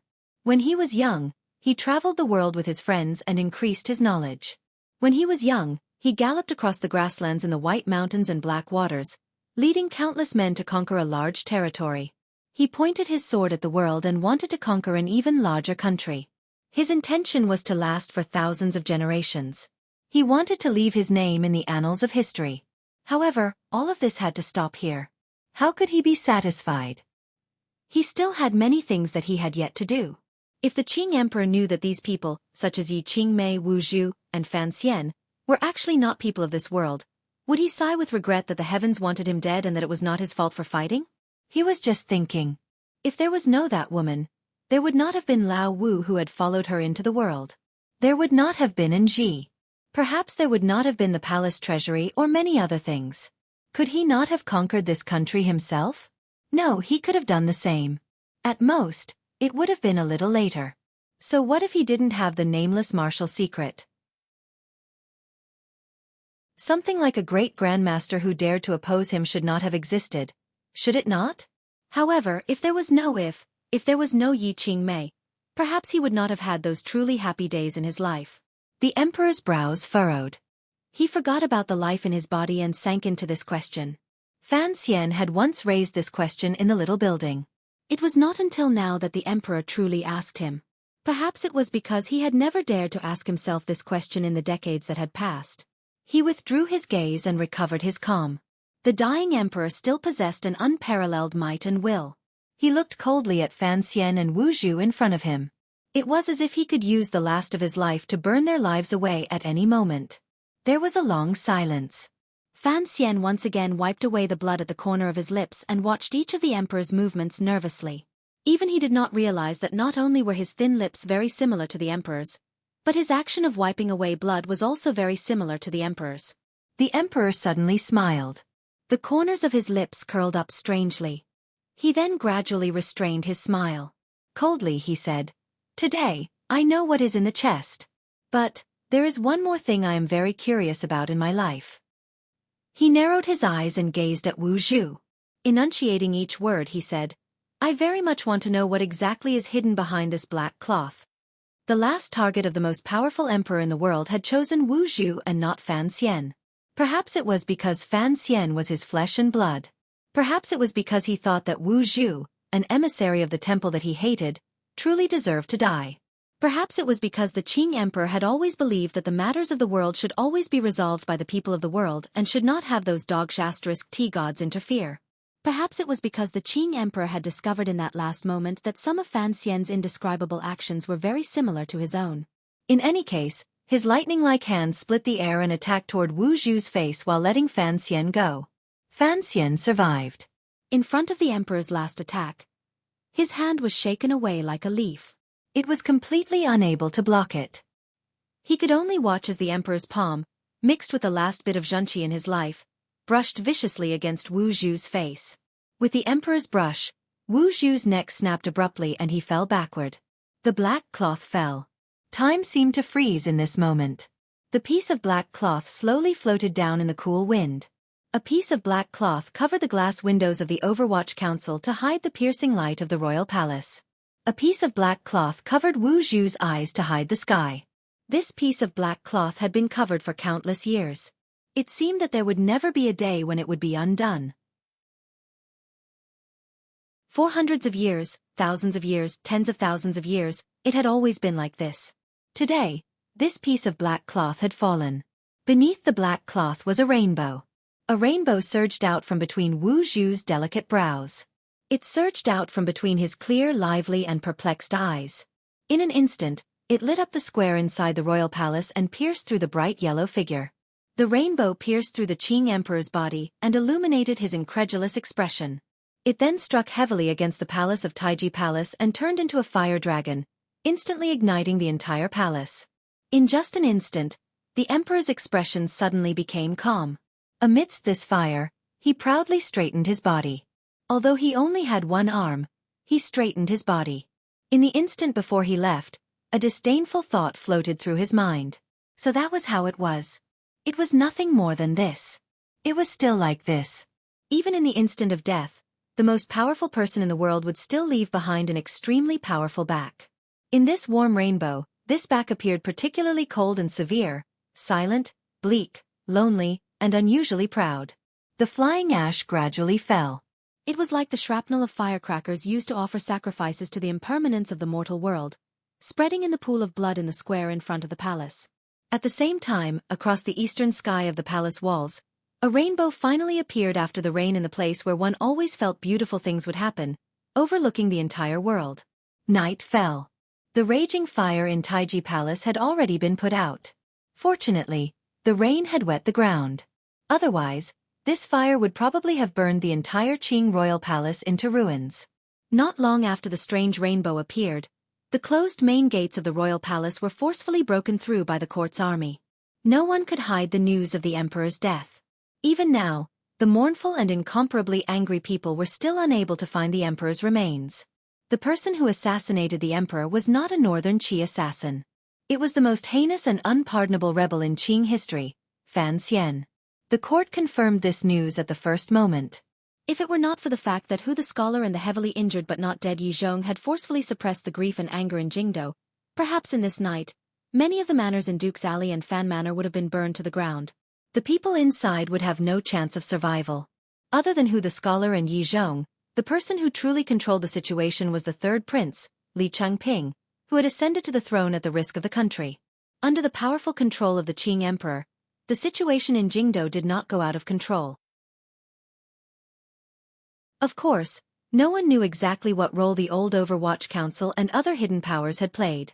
Unexpectedly, the criminal Fan Xian, who was once again wanted by the court and had a shocking reward, had appeared in a place no one would have expected. He was still in the royal palace.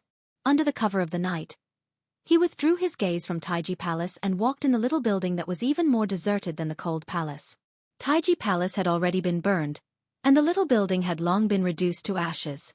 He walked among the knee-deep grass with his head slightly lowered. No one knew why he had come. Or, was he just here to tell Yi Qingmei everything that had happened today? Fan Xian's pupils constricted slightly as he looked at the person who had appeared beside the ruins of the little building. He tilted his head slightly as if he had not expected it. The person who had appeared was Eunuch Yao. He expressionlessly walked in front of Fan Xian and handed over a small box. In a low, raspy voice he said, "This is what the emperor left for you." Fan Xian accepted the box woodenly and watched Eunuch Yao disappear into the night. He was not worried that he would summon aces to surround and attack him. Outside the palace was one world, and inside the palace was another. In this world inside the palace, presumably no one would want to harm him. Even if someone wanted to, it would not be at this moment. What had the emperor left for him? Why did he leave it? Had he known beforehand that he would not be able to survive today's ordeal? Fan Xian stared in a daze at the box in his hand. Only now did he understand why Eunuch Yao had not been by the emperor's side earlier. The emperor had given him a strange mission. Opening the box, there was a piece of white silk and a thin letter. Fan Xian's body froze slightly. He immediately recognized what it was. This was one of the 3 things he had seen under the Empress Dowager's phoenix bed when he had entered the royal palace at night. He had long copied one of the keys and successfully opened the box. The white silk and this letter were the other 2. 4 years ago, when the eldest princess was rebelling in Jingdo, Fan Xian had once tried to find these 2 things again. In the end, he found that they were no longer in Hongguang Palace. Thinking about it now, the emperor must have placed them somewhere else. Later, the emperor knew that the key was in his hands, so he had only left this letter and this piece of white silk for him. Fan Xian used the tip of his finger to gently rub the surface of the white silk. Calming himself, he opened the unsealed letter and looked at it closely. Gradually, his brows furrowed and then relaxed. This was a letter Yi Qingmei had written to the Qing emperor. From the contents of the letter, he knew what the white silk was. This was the white silk the Empress Dowager had given to the witch Yi Qingmei to use to commit suicide. After Yi Qingmei received the edict in Taiping courtyard, she had sent this white silk, untouched, back to the palace and delivered it to the Empress Dowager's bed. Presumably, only Uncle Wu Zhu could do such a thing. Presumably, the Empress Dowager had been terrified that day, so she had kept this white silk to deepen her hatred toward Yi Qingmei, that witch. Other than narrating this matter with a mischievous and smiling tone to express her strong displeasure, there was nothing else worth paying attention to in Yi Qingmei's letter. It was just family gossip, how Wu Zhu was, and how Fan Jian was in the brothel. Paired with the clumsy and stiff handwriting, it was truly unbearable to look at. Fortunately, there were only 2 thin pages. Fan Xian increasingly didn't understand why the emperor would treasure this letter so much to the extent that he would leave it for him. Was he wrong earlier? Regardless of whether it was the white silk, the key, or this letter, they were all hidden by the emperor in Hongguang Palace and not by the Empress Dowager? He shook his head and stopped thinking about these questions that were destined to be buried in his memories and that no one knew the answer to. Immediately after, he noticed the handwriting on the back of the second piece of paper. The handwriting was strong and forceful, but it controlled emotion. It was written with particular order. It was clearly the emperor's handwriting. Fan Xian looked at it carefully. After looking at it for a long time, he sighed gently. His hands tightened. Unconsciously, he wanted to destroy the letter. Then, he carefully stuffed the paper back into the envelope and tucked it away in his clothes. I was not wrong. These were the last words the Qing emperor had left at the back of the letter. It appeared to be an unusually powerful and proud declaration. However, for it to be a declaration to a woman who had passed away, it could only be a faint self-questioning. No one could answer this question. Other than history, no, even those history books that spoke with certainty would probably not be able to judge the merits and demerits of the emperor's life. It originated from Yi Qingmei and Chen Pingping. He only had hatred toward the emperor. However, his relationship with the emperor was not as simple as blood. The soul in his body could not acknowledge the blood connection, but he could not shake off the things that had happened over the years. This kind of emotion was extremely complicated. It could not be expressed in words. The emperor had died. Even now, Fan Xian still felt numb and cold from his body to his heart. He didn't dare believe this reality. He had always felt that man was the most powerful person in the world and the most impossible to defeat. How could he have died? He seemed to be somewhat relieved, but he did not feel the joy of revenge. He seemed to be sorrowful, but he could not cry no matter what. He could only stand numbly in the cold wind. From the letter, one could see that there was no true path of the emperor in the world. The emperor's body had already failed this year. Even if it was as Yi Qingmei had said, letting each person become their own king was not the path of the emperor. Fan Xian and the beliefs he held on to were even less so. Just as he had said to His Majesty on that snowy night, all he wanted was peace of mind and to settle a personal grudge. It did not involve the question of whether it was right or wrong. It should be known that humans were not a species that pursued the correct path. Being right was not justice because justice always had a stance. He suddenly thought of Yi Qingmei's memorials and letters that King Jing had treasured. He thought of how Yi Qingmei's letters to the emperor always talked about the world and the people's lives. There was only one letter with such a normal tone like today. Perhaps it was because of this that the emperor treasured it so much. Thinking of this, a bitter smile rose involuntarily to the corners of his lips. The emperor and Yi Qingmei were, without question, first-class romantic figures in the world. They were unspeakably beautiful. However, it was not a happy thing for the two of them to meet. For the emperor to meet a woman like Yi Qingmei was also a kind of pain. However, for Yi Qingmei to meet the Qing emperor was even more indescribably sorrowful. Fan Xian stood woodenly in the night palace among the long grass, looking at the remains of the little building in a daze. Even now, he still didn't know where Yi Qingmei was buried. Now that he knew what his father had said back then, it was only a kind of comfort. The yellow-clothed woman in the painting in the little building had already turned to dust and gone with the wind. The emperor had also turned to dust and gone with the wind. Perhaps, in some corner of the world, they would meet again.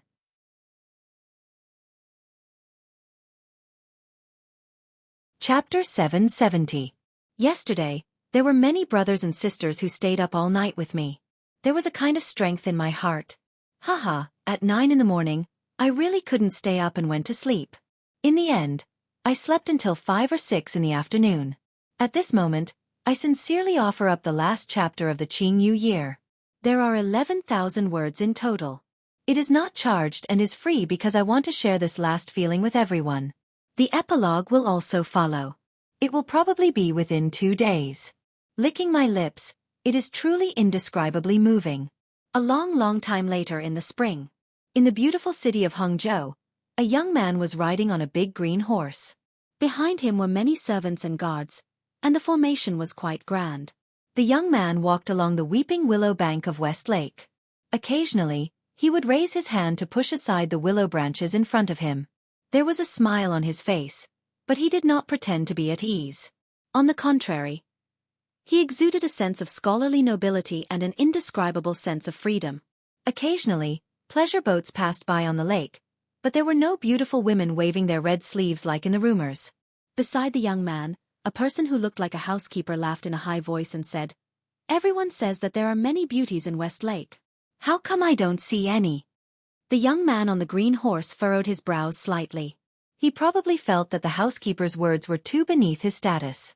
On another horse, a person who looked like an ace coldly said, "Baoyue brothel has opened all over the world, but there are people who fish in West Lake every day. Who would dare to make a living in West Lake?"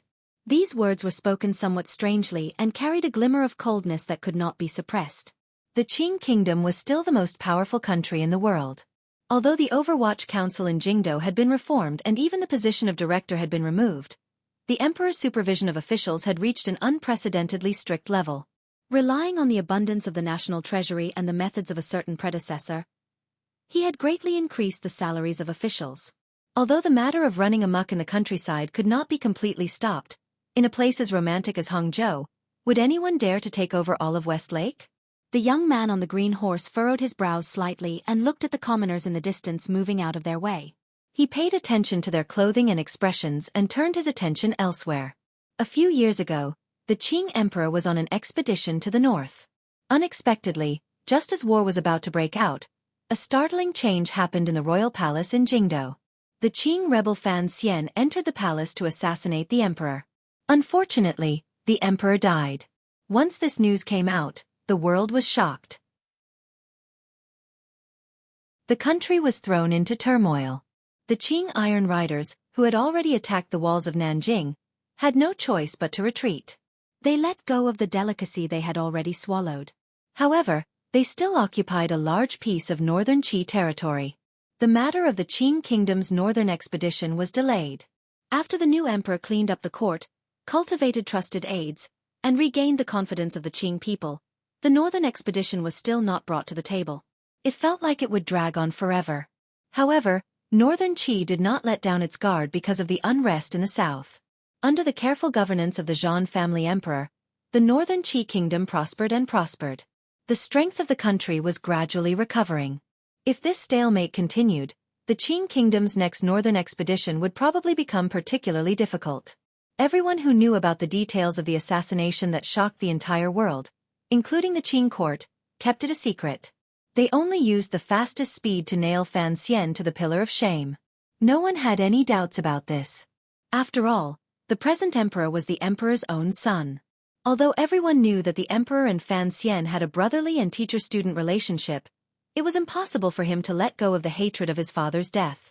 What everyone found strange was why the Qing court did not tie this shocking matter to northern Qi or Dongyi.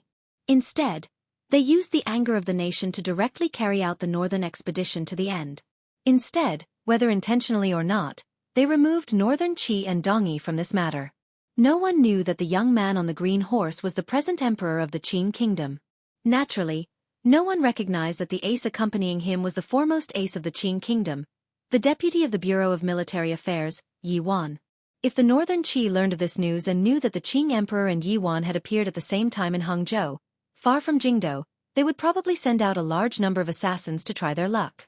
After all, if the Qing emperor and Yi Wan died at the same time, the Qing kingdom's strength would probably be halved. The present Qing emperor was the third prince, Li Changping, born of the previous emperor and imperial consort Yi. Since he dared to leave Jingdo and come to Hangzhou for a walk in the spring, he was not worried about these safety issues. Yi Wan beside him was a rare 9th-level ace. No one knew how many palace aces were hidden around him. Most importantly, Li Changping did not believe there was anyone in this world who could harm him by the side of Westlake. A dozen years ago, in the 6th year of the Qing calendar, I stayed in Jiangnan for an entire year. Li Changping sat on the green horse and gazed at the gentle ripples on the surface of Westlake. His gaze also became gentle.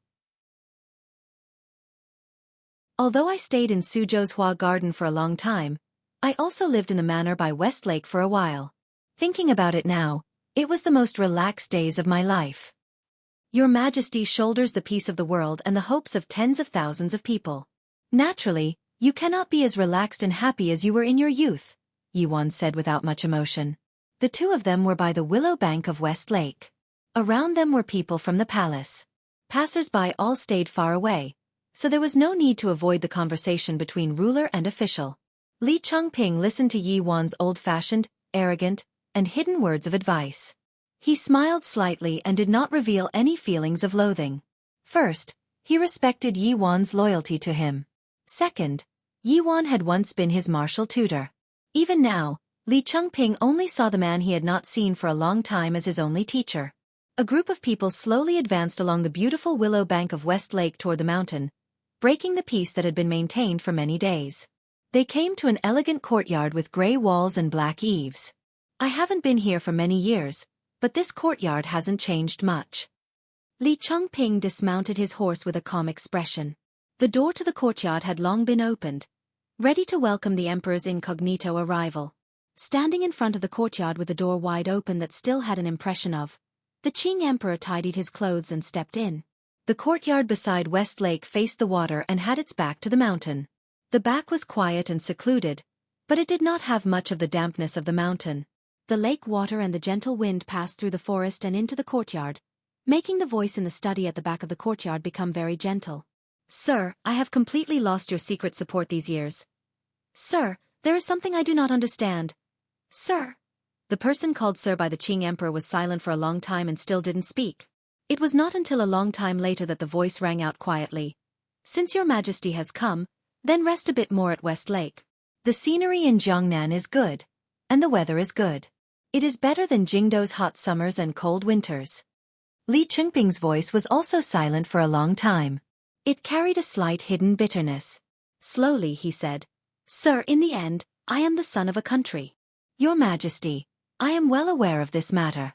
However, I have long ceased to be an official of the Qing kingdom, am I not? Sir, regarding the matter of the palace treasury, you still have to give the court an explanation. Now that the Overwatch Council has found the whereabouts of that village, as the emperor, I cannot pretend to be deaf and mute. Your Majesty, if there is any official who is angry about this matter, there is no harm in having them come find me. I don't mind letting them know exactly what this palace treasury is. The conversation stopped here and reached an impasse. The side of the study facing the courtyard had an open window pierced through by glass. Fan Xian sat beside the bright table under the window and moved his gaze away from Li Chengping's face. Narrowing his eyes slightly, he looked toward the peach blossom tree in the courtyard. A number of years had already passed. He had also disappeared from the world for a number of years. He had even disappeared from the discussions in the tea shops and alleys. Without a doubt, many people had already forgotten the Qing kingdom's immortal poet, powerful official, and final rebel. His appearance had not changed much. A number of years was not enough to add the color of wind and frost to his brows and hair. It was still the same as before. However, his expression was increasingly calm and unruffled, calm and unmoving. Li Chengping glanced at him and slowly raised the teacup in his hand. Taking a shallow sip. He did not purposely hide the worry between his brows.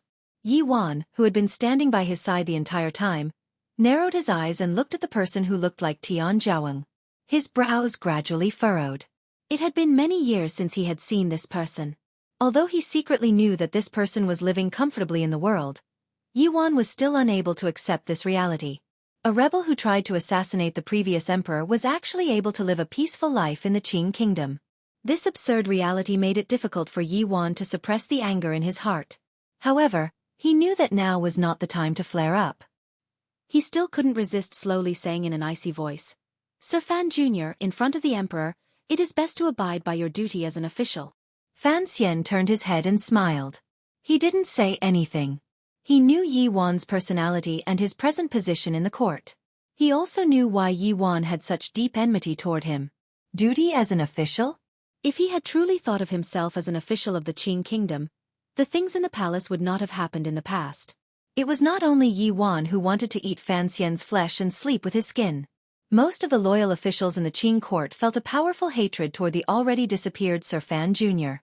In order to quell this hatred, the Qing court had long beaten the Fan clan into the dust. All of the Fan clan's property had been confiscated. It was not brought into the national treasury. It was handed to King Jing's manor to manage. Because the emperor's mother came from Duke Lu's manor, the Duke's ally was not implicated by Fan Xian. Furthermore, most of the Fan clan had long left Jingdo. Their property had been confiscated, but it had been handed to King Jing's manor. This could shut the mouths of most of the officials, but how could it truly harm Fan Xian? Fan Xian smiled calmly, warmly, and sincerely at Li Chengping and said, It's been many years since I've seen your majesty. Although court matters are troublesome, it's best if you stay for a few more days. He completely ignored Yi Wan. This was a kind of self-restraint, coldness, and confidence. Li Chengping smiled slightly and said, That's fine. It's been a long time since I've seen Sister Chen and that pair of clowns. Fan Xian also smiled and said, Shunning and Liang are probably practicing calligraphy with Cece right now. Your Majesty, go first. I'll come after changing. He smiled bitterly. Nowadays, I sleep every day and wake up late. I have truly neglected them. The emperor of the Qing kingdom, Li Changping, and the famous general of the Qing army, Yi Wan, walked out of the study like two normal guests. Fan Xian did not personally accompany them. This kind of treatment and situation was truly difficult to understand. However, Li Changping and Yi Wan maintained their silence and did not show any anger. The conversation in the study earlier had completely expressed Fan Xian's attitude. The housekeeper of the West Lake Fan Manor humbly led the way in front. The housekeeper's appearance was delicate and pretty. At first glance, one would feel a sense of closeness to him. However, there were still a few acne scars on his face. It was a bit of a pity. Washed away by the warm and peaceful smile on his face, not many people would notice this. Walking along the quiet and beautiful stone path in the manor, Li Changping looked at the back of the housekeeper in front of him and suddenly furrowed his brows slightly. He felt that the figure was familiar, particularly the way this person responded earlier. It had the deep style of a court. It made the Qing emperor think of an unimportant figure. Hongshu. Li Changping furrowed his brows slightly and called out probingly. Yes, your majesty. The Fan Manor housekeeper's body froze slightly. He immediately turned around and bowed respectfully. Li Changping looked at him with a strange gaze. After a long time, he faintly opened his mouth and said, When Sir left Jingdo, he only asked me for you. I never understood. Unexpectedly, you were able to stay by his side the entire time. Countless thoughts surged through the emperor's heart. In the Fan Manor, he didn't say much. He only waved his hand and had Hongzhu lead him to the side yard. I am the dividing line at the end of the chapter. The Qing emperor, who was patrolling incognito, did not stay by West Lake for long. After 3 days and 2 more fruitless conversations with Fan Xian, Emperor Li Changping and Yi Wan left the Fan Manor by West Lake and headed in the direction of Suzhou. In the entire Qing court, only a few important figures at the very top knew that Fan Xian was now living in seclusion by West Lake. Xueqi, who was still the governor of Jiangnan Road, also knew. After Li Changping ascended to the throne, he had rotated the governors of the 7 roads under heaven. However, he had never touched Jiangnan Road. One reason was because Jiangnan Road was of utmost importance to the Qing kingdom. The other reason might be that he had the thought of using Xueqi, a powerful figure, to check and balance Fan Xian, who was living in seclusion. Amidst the sound of horse hooves, Li Changping's expression was calm. After a long silence, he suddenly said, When Sir took Hongzhu from the palace, I thought it was as the rumor said, that Hongzhu was the head eunuch that Sir hated the most. I couldn't bear to see him. Now I find that Hongzhu is actually one of his people. Li Changping's brows furrowed slightly. He also changed the way he addressed Fan Xian from Sir to Sir. Presumably, the exposure of Hongzhu's identity had made the most powerful ruler in the world feel a faint sense of unease and anger. Who would have thought that he had hidden so many people in the palace? No wonder he could enter and leave the palace unhindered.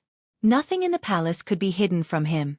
In the end, even father lost to him. Yi Wan was silent to the side. He hoped that the emperor could order the court to carry out the most thorough attack against Fan Xian's faction hidden in the darkness. However, the changes in the situation these few years made Yi Wan clearly feel what kind of influence Sir Fan Jr., who was nominally living in seclusion, had on the Qing kingdom and the entire world. It was basically impossible to purge him in such a situation. Li Changping, sitting on the green horse, suddenly sighed and said, I know what you want to say. There's no need to say it. I have studied with Sir since I was young and know what kind of person he is. Mother will not allow me to have other thoughts. He turned his head and glanced at Yi Wan. He thought to himself that in the court, there was probably only this loyal official who had the most ability to assist him. As for Sir, how could he come to assist him? He could only pray that he didn't make any more big trouble. Was there some dissatisfaction? Fortunately, Li Changping had sat on the throne for a long time, but deep in his heart, there was still the fear, gratitude, and worship from his youth toward Fan Xian. These emotions were complicated, so his gaze was also complicated. Through the green trees by the side of the road, he looked at the beautiful spring scenery in the southeast. Faintly, he said, Without Sir, it would be impossible for me to sit on this chair. Other than the scholars and officials in the court, who still retained a powerful murderous intent toward Fan Xian's name, The common people under heaven did not have much anger toward Fan Xian. The things that benefited the people, the legs of the stools, and the halls, all had a large hang carved into them. Life by the West Lake was very comfortable. Fan Xian had already lived a number of peaceful years. However, the peace of this spring had been disturbed by the emperor's sudden visit. His heart seemed to have left the realm of tranquility. On the morning after Li Chengping left, he began to stroll through the garden with fresh dew on his head. A pair of children had already grown up and had long begun to learn. Now, they were working hard with Xueqi to practice calligraphy every day. Back in Danzhou, Xueqi had helped Fan Xian copy out a great deal of the story of the stone. Her small regular script was beautiful. Fan Xian was not worried. He only felt a bit of heartache that the children had to wake up so early. Lin Wan'er walked up from behind him and took out an unlined robe to drape over his body. Be careful not to catch a cold. How long did you play mahjong last night? Fan Xian glanced at her mischievously and asked teasingly. Presently, Xueqi still had to be responsible for the children's studies. Other than occasionally looking at the accounts of the Hangzhou conference, Lin Wan'er had nothing else to do. Thus, she threw her limited life into the limitless work of building up the city wall and enjoyed it tirelessly. The people in the family aren't good enough. After a few rounds they scattered. Lin Wan'er replied with a smile. She looked like a young married woman in her 20s, but her smile was still as bright and gentle as before. Her large eyes were still untainted by the dust of the world. When the second prince comes back, let's see how he'll sort you out, Fan Xian said with a smile. Speaking of Saga, Yu Chong came yesterday with a message from father. At the time, the emperor was talking to you. I was afraid that these matters were important, so I didn't disturb you. Yu Chong was the black-clothed tiger guard. He had followed the retired Minister of Revenue, Fan Jian, for many years. He was the Fan clan's most trustworthy aide. Hearing these words, Fan Xian furrowed his brows slightly and asked, "What is the matter with father?" Nothing important. He just wants us to go back to Danzhou in a while. Grandmother misses you. Saga also has to rush back from Shangjing. I'm afraid he won't be able to come to Hangzhou in time, Lin Wan'er replied quietly. Fan Xian said, "Then let's go back." Saga. For some reason, he sighed and smiled at Wan'er. At the beginning, I thought things very well. I thought that once the third prince became emperor, Saga would be able to return to the capital. Perhaps he would become the Minister of Revenue in the future and help the third prince. However, he is now my brother. I'm afraid it will be difficult for him to appear in Jingdou for the rest of his life. Don't worry about that for now. However, Yu Chong asked on behalf of father, how exactly are we going to handle 10 family village? Follow the plan and take it slow. Fan Xian's smile gradually faded. Calmly and solemnly he said, "Since the court already knows, then there is no need to hide it so much." The third prince's words are still as insincere as when he was young. He is clearly worried to death, yet he refuses to make things clear. Since it is so, it is not good for me to say too much. Speaking of the emperor, your attitude toward him these 2 days is truly problematic. Didn't you notice Yi Wan's dark face? Lin Wan'er said with a smile. Although your relationship with him is not like that of a normal ruler and official, he is, after all, the emperor. At least on the surface you have to do it. Fan Xian laughed and patted Wan'er's head. After a moment of silence he said seriously, I've spent half my life to reach the point where I don't kneel to others. I can't make an exception for him. In the present world, regardless of whether it was the emperor of northern Qi or the emperor of the Qing kingdom, Fan Xian did not need to kneel in front of them. If he knelt, these 2 emperors would probably sink into suspicious emotions. The third prince has grown up. He should have his own thoughts. The couple walked into the depths of the bamboo forest and headed toward the white stone protrusion in the distance. As they walked, Fan Xian spoke. A complicated smile rose involuntarily to the corners of his lips. Last year, he chased old Dai out of the palace. It was all because of me that old Dai kept his life. It could be said that the third prince gave me some face. Ho Jichong has also been used by him. Fan Xian passed through the bamboo forest and stood in front of the white stone protrusion. Calmly he said, "That won't do." Although his words were simple, they revealed a glimmer of unquestionable power. Lin Wana looked at the side of his face in a daze.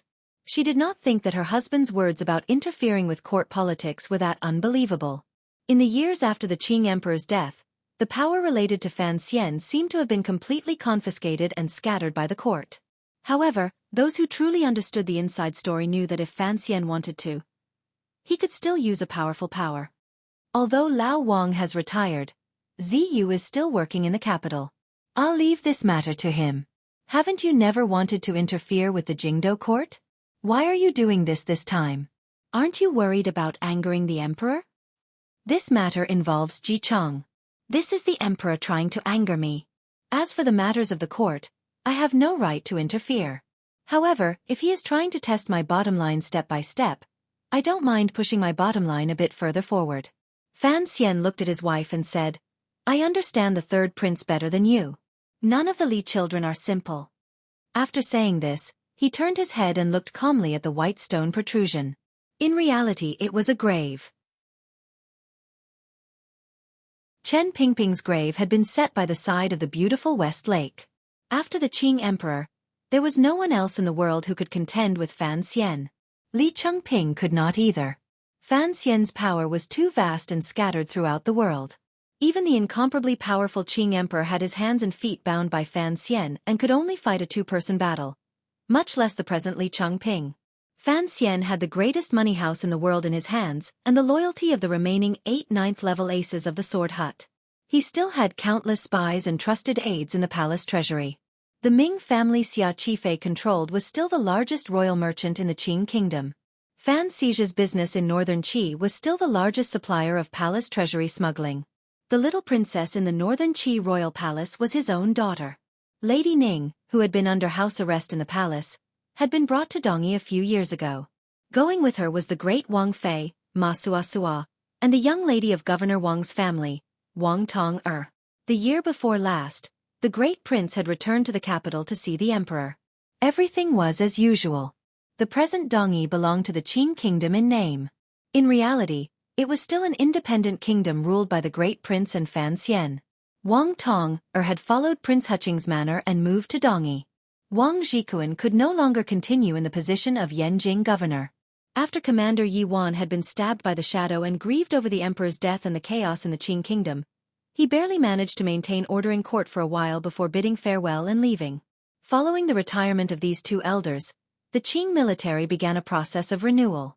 Yi Wan formally stood on the stage in Jingdo beside the emperor's dragon robe. However, this process of renewal could not be completed in a short period of time. Other than these reasons, the most important reason Fan Xian was able to have a position equal to, or even higher than, an emperor was his past history and the powerful martial support he possessed. The people close to Fan Xian had woven a large net under the heavens, one link after another. Regardless of who wanted to harm him or harm one of the links, they would probably welcome Fan Xian's attack. Everyone knew of Fan Xian's power and ruthlessness. Presently, the world was very peaceful. Fan Xian looked calmly at Chen Pingping's grave and the white jade soaked in dew. He was silent. It had been a while since he had come to see the old cripple. If the third prince had not brought back some of his past memories, perhaps he would not have come today. Presently, Fan Xian lived very well. His subordinates, family, and friends also lived very well. Shi Chanli and Sang Wen were already married. The swordsman who had once taken a blow from Fan Xian in Baoyue brothel had disappeared. Living in this world, he seemed to be perfect and had nothing else to ask for. The more it was so, the more he felt that Chen Pingping was very lonely in the grave. Although the white jade outside completely covered up the dark shadow this old man was born with, it was unable to warm Fan Xian's heart a little. Chen Pingping's grave did not have a monument. There was only a poem carved into the stone wall beside it. On it was written, "A lone sail, a leaf in the Danzhou sky, only exists between teachers and friends. How can the country be the only family name important? Who in the universe will pity the tens of thousands of people hanging? A black rider soars into the sky for 3,000 li. A lonely garden with a head of white hair for 20 years. There is no saying that when autumn comes, one's body grows old. I laugh at the heroes who are not idle." A book written by a book friend. I stole it but forgot the name of the original author. Please forgive me. I am very sorry. Each time Fan Xian sensed his transcendence in this world and his peace after the emperor's death, he stopped to read this poem and would always think of many things from the past. In reality, the strike that truly destroyed the emperor was not the rainbow in the palace or his attack. Perhaps it was the endurance he had begun many years ago and the old cripple's betrayal in the end. It was this strike that finally caused the Qing emperor to open that ugly scar of many years. He walked down from the altar and became a mortal person. Only then did he give so many opportunities to those who came after him. Fan Xian was silent for a long time. He plucked a small yellow flower beside the bamboo forest and gently placed it on the grave. He then turned and left. Life at Westlake was leisurely and free. There was nothing worth writing about. The only thing that made Fan Xian unhappy was that for the sake of the people he had to take care of, he seemed to be unable to retreat and hide. Even if he wanted to travel overseas to find the true Western continent, it seemed that it would be impossible to realize in a short period of time. After all, if he were to leave this continent, who knew how many more disturbances this continent would create? This was not narcissism, nor was it arrogance. Instead, it was the legacy of the predecessors and the encounters in this life that created this incomparably brilliant yet incomparably helpless situation. In the many years at Westlake residence, the only small incident that had occurred was probably Fan Wujiu's assassination attempt. This last remaining member of the Second Prince's 8 generals had endured for many years in order to avenge the Second Prince and his colleagues. In the end, he had even thrown himself under He Zhongwei's wing. Unexpectedly, he had still been captured by Fan Xian. The Overwatch Council did not kill this person. Instead, they followed Fan Xian's wishes and exiled him. Unexpectedly, this person had once again found an opportunity to assassinate by Westlake. Of course, Fan Xian did not die. He also did not kill him. Perhaps it was because he felt that life was too boring. Or perhaps it was because he respected this kind of stubbornness that he knew he could not do it but still did it. There were singers dancing. A clear and beautiful song echoed through Westlake Fan Garden. Fan Xian's family sat scattered in the garden, eating fruits, chatting, watching the dance, and listening to the song. The older singers in Chen Garden had been allowed to marry retired subordinates of the council. The ones left in Fan Garden were still about 16 years old. They were very young and inexperienced. They preferred to stay by Westlake to play. Seeing the inexperienced dancers, Fan Xian couldn't help but sigh in his heart at the old cripple's sharp eyes. When Chen Garden left the capital, these girls were probably only 10 years old. How could Chen Pingping see that they were destined to be outstanding beauties? The singer was Sang Wen's sister. This girl, who had sung for Chen Pingping for a long time, seemed to be in a bad mood. She was only willing to stay in Fan Garden and occasionally sing songs that shocked the flowers and sighed the moon. In the spring of the 4th year of the Qing calendar, Tang Zijing sat in front of the street and drew a few circles. He didn't say anything. His heart was miserable. He thought to himself, what kind of appearance did the young master of the Count's manor have? As the song began, Cece, who was sitting by Fan Xian's side, spat out a mouthful of tea.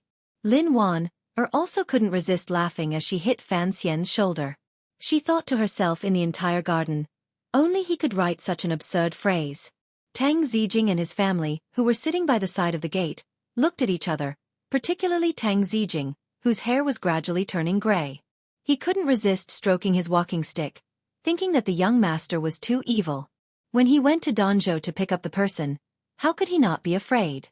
Who would have guessed that the handsome young man would end up like this? Fan Xian narrowed his eyes and examined Tang Zijing's awkward expression. His mood was very good. His pride gave birth to some happiness. He thought to himself, you are too immature. You refuse to become an official even if you are beaten to death and only want to stay in the manor. Otherwise, if you become a provincial official and I change the name of the province to Bailing, wouldn't that be perfect for a great work to come out? The Sang family girl seemed to not feel it and continued to sing seriously. It was as if she wanted to sing a certain person's comical life from beginning to end in a sentimental tone. It was near the end of spring. On the cliff outside Danzhou, Fan Xian held Shuning's soft and tender hand. Standing on the edge of the cliff, he looked at the familiar sea in front of him. Shunning gazed at her slightly worried father and said in a clear and childish voice, "Father, you don't seem to like Aunt Sang's song. Do you want Shunning to sing one for you?" "All right, let's sing Above the Rainbow." "I taught you," Shunning said with some difficulty. "But This kind of foreign language is very difficult to learn. Uncle has searched for a long time in Dongyi and still hasn't found a teacher. Fan Xian smiled and said, "Then I won't sing." He looked at his daughter beside him and, for some reason, suddenly thought of the little girl in Danzhou many years ago. He also thought of the words the emperor had said before he died. He was silent and missed his sister, who he didn't know where. "Don't always follow me." The frost-faced young lady of the Fan family was dressed as a doctor. She carried a medical box on her back and walked through a remote mountain. She looked at Li Hongqing, who looked like a vagabond, behind her and coldly said, "Rugia has already given birth to a second child. As an uncle, you don't return to the manor. Besides, don't you know what King Jing is thinking?" Li Hongqing took off the straw hat on his head and fanned himself. Looking at Fan Ruoruo by the tree, he smiled shamelessly and said, "If you want a child, go have it yourself. I don't have the time. How much longer are you going to follow me?" Fan Ruoruo bit her lip and looked at him angrily. "I've already followed for 5 years. What's another 5 years?" Li Hongqing replied with a smile as he led the skinny horse that was even more tired than him.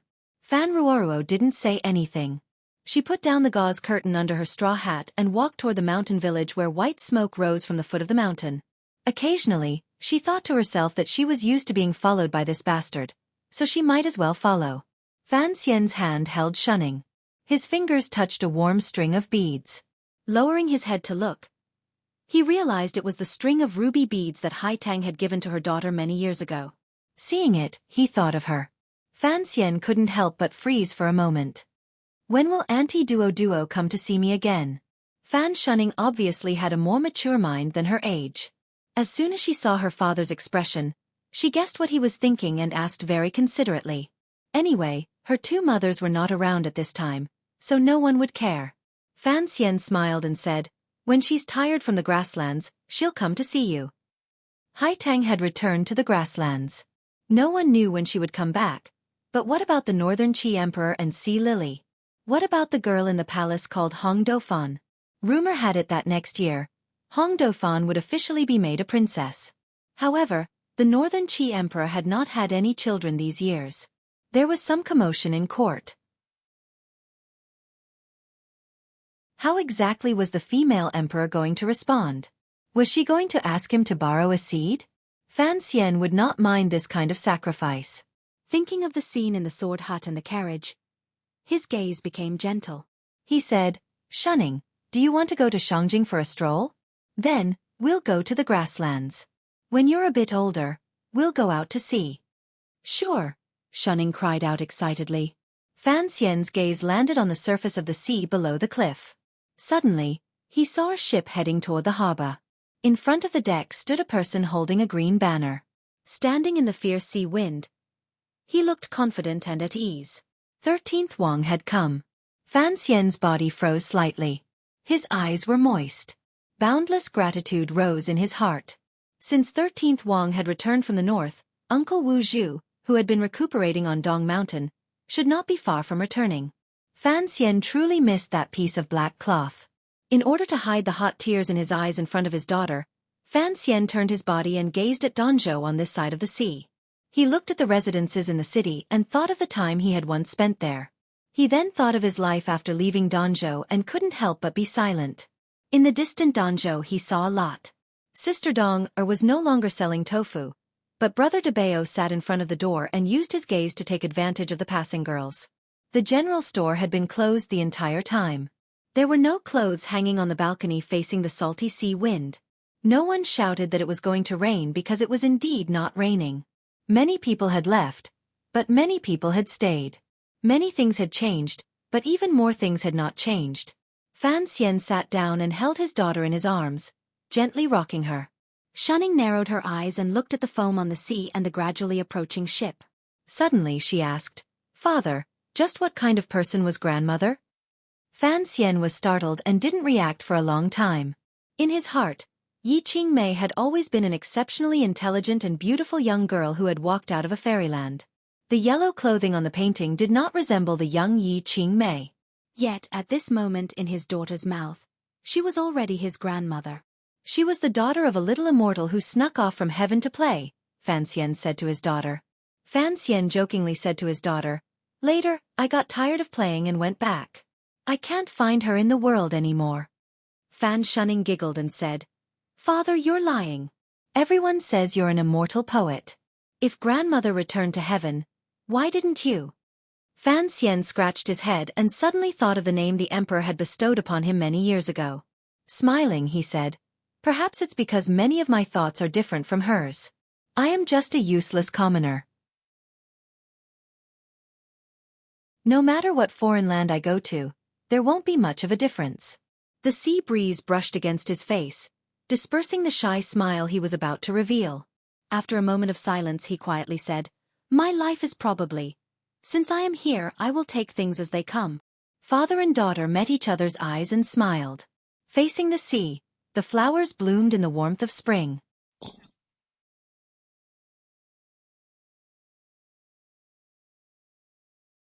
Chapter 771. Originally, I wanted to make the last chapter free, but I suddenly received a call at that time. In the end, I made a complete mistake. Not being able to make it free is my problem. More importantly, I even said that it would be free at the beginning. How embarrassing. I didn't expect that I would be so embarrassed on the last day. Everyone, please don't slap my face.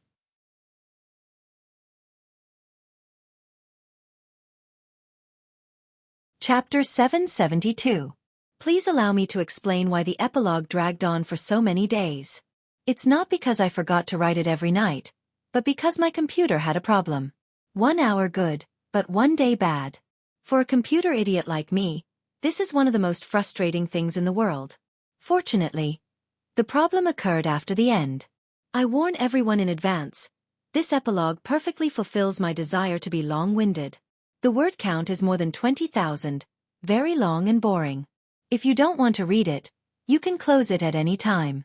Below is the main body of the epilogue. Please finish reading it at the end. Around 2006, I thought of a story. This story only had the beginning of an illegitimate child, and then I thought of the illegitimate child's father, but I didn't understand the illegitimate child's mother. At the beginning of the story, the illegitimate child's mother had a rather romantic life. When the illegitimate child was 4 years old, she died in a fire. She was a pitiful and respectable mother. But as a person from the same world, I felt injustice for the mother. I felt that this was wrong. Why should an outstanding woman suffer like that in a patriarchal society? So I changed the beginning of the story. At the very least, the mother had to have a good life first. After I finished writing Vermilion Bird, at the end of April 2007, when the flowers were really blooming, I began writing Qing Yu's Year. I started this epilogue this way not because I wanted to tell everyone that this story started with Yi Qing Mei, but because the first thing I thought about was the illegitimate child. This illegitimate child did not need to think about it. He naturally appeared and stood in front of me, ready to enter the story and act as the main character. Everything about Fan Xian, and why I didn't particularly like him, will be discussed later. At this time, I will first talk about the course of writing Qing Yu's Year in the past 2 years. 2 years was not a short period of time. It took up quite a lot of time in my life. For those of you who have been reading novels, you must have felt the same way. But I guess what everyone felt was that Qing Yu's Year was like a nanny who helped cook and wash clothes at home every day, and a rather beautiful one at that. Watching, chatting, and gossiping, naturally, she could not reach out to do anything. However, when this little nanny broke the bowls or the washing machine and made us unhappy, we could scold her or teach her a lesson or two. Of course, most of the time, we would still praise her for her neat work. I think it was because she was beautiful, just like how I liked the little nanny in Growing Pains. Spending time with everyone was the greatest use a novel could have. It was like a beautiful housekeeper. Just hanging around in front of everyone was quite good. After all, we didn't care about household chores, just like how we didn't need to care if there were any profound words in the Qing Yu Year, or if there were any reflections on life. Because there weren't any. I just wanted to write a story to pass time for everyone. After accompanying him for a long time, there would naturally be feelings. He started writing the story at the end of April 2007, and officially published it on Qidian on the 1st of May. Many things happened in the past 20 months. At this moment, I began to recall my memories. I can't forget fighting for monthly votes in the new book month because I've never been so nervous and tired in my life. Actually, Now that I think about it, I didn't write much. Maybe it was just the pressure. A friend came from afar and accompanied me for a few days. Finally, I managed to save some manuscripts in the new book month. Oh my God, I saved manuscripts. What kind of abnormal achievement was this for me? The chapter of Romance of the Ages had its flaws, but I was too lazy to care. A novel might need to be logical and consistent, but I never thought that was the most important task. The most important task should be to make my friends who read the book happy, and to make my own writing happy. But to be honest, I didn't like the chapter one wrote. Again, I was under a lot of pressure at the time, but there were some sentences that I liked. From the first day I published the book, I told everyone that since I'm already in the novel, I should be more careful in certain aspects. In the first volume, I said that things like copying poems have always been seen as a great poison. But I always felt that if there were benefits, why wouldn't I want them? What's more, from the beginning of searching for Xueqi, this hobby of mine has always been the same. The things I write are often praised or criticized as pretentious. But I don't copy poems, I don't use them to make a name for myself. I watch as my fame drifts away, but I suppress the itch in my heart, suppress the desire for vanity, suppress it to the point of vomiting blood, and wait for a few decades to bring the beautiful sentences that don't exist in this world to my grave. Isn't this what it means to be pretentious? When the poem was published, everyone's reaction was very strong. At least the monthly votes were very strong. The new book month won third place, and I got an extra 6,000 yuan. This was the first time I got a monthly votes prize. It felt great. It seems that there are many people who share the same hobby as me. I'm very happy. After the new book month ended, I thought it would be much more relaxing. Anyway, I never thought of fighting for monthly votes. But who knew that at the beginning of July 2007, I had to go to Beijing to receive a certain award from Vermilion Bird magazine. At that time, I didn't have the money to buy a book, so I was free for a few days. Luckily, I had some manuscripts saved up, so I managed to get through those 2 days. The beauty with the rash helped me update. Beauties are always lazy, so she refused to help me come up with chapter titles. The friend who helped me save the manuscripts also went to Beijing, but this time she didn't write a single word because she was very busy in Beijing. She even met a few new friends. And Shizhong.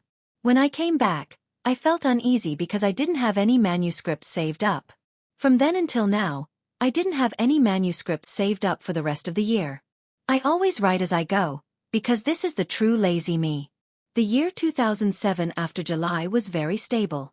I wrote very steadily. Occasionally, I would write 3,000 words a day for 4 to 5 days. Of course, it was normal for me to write 7 to 9,000 words a day. Anyway, everyone wasn't in a hurry, and I wasn't in a hurry either. As the story progressed, I wrote more when I was in a good state, and I wrote less when I was in a bad state. It's still the same word, lazy. But I didn't stop updating, which was very powerful. In December, I realized something, so I started to get monthly votes. First, I didn't want to waste the good intentions of those readers who voted for me every month. Second, I found that I was diligent enough, and my writing wasn't bad. I could live up to their votes. Third, the most important thing was that I found that people were actually willing to help me get monthly votes. I could really squeeze into the top few, and I could really earn a bonus. Who wouldn't do such a good thing?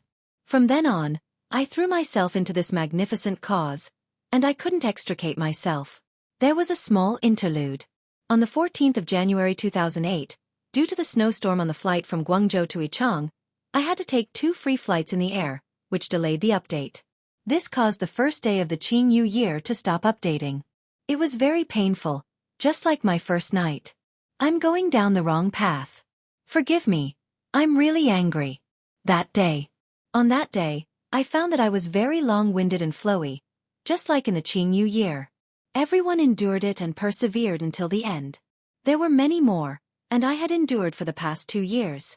I didn't care about this epilogue. Anyway, this chapter didn't cost money, so I just needed to say a few more words. I hope that I won't make a mistake like the previous chapter.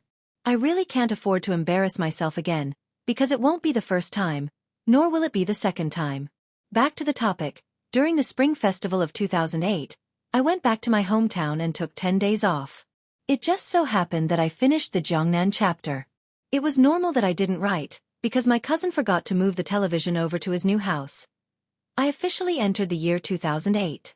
Everything was normal, and everything was not normal. Because I started to get monthly votes, there was more pressure to write. The number was still not a lot, but my brain was exhausted. Fortunately, the monthly votes made it into the top 6 and top 3, and not just once.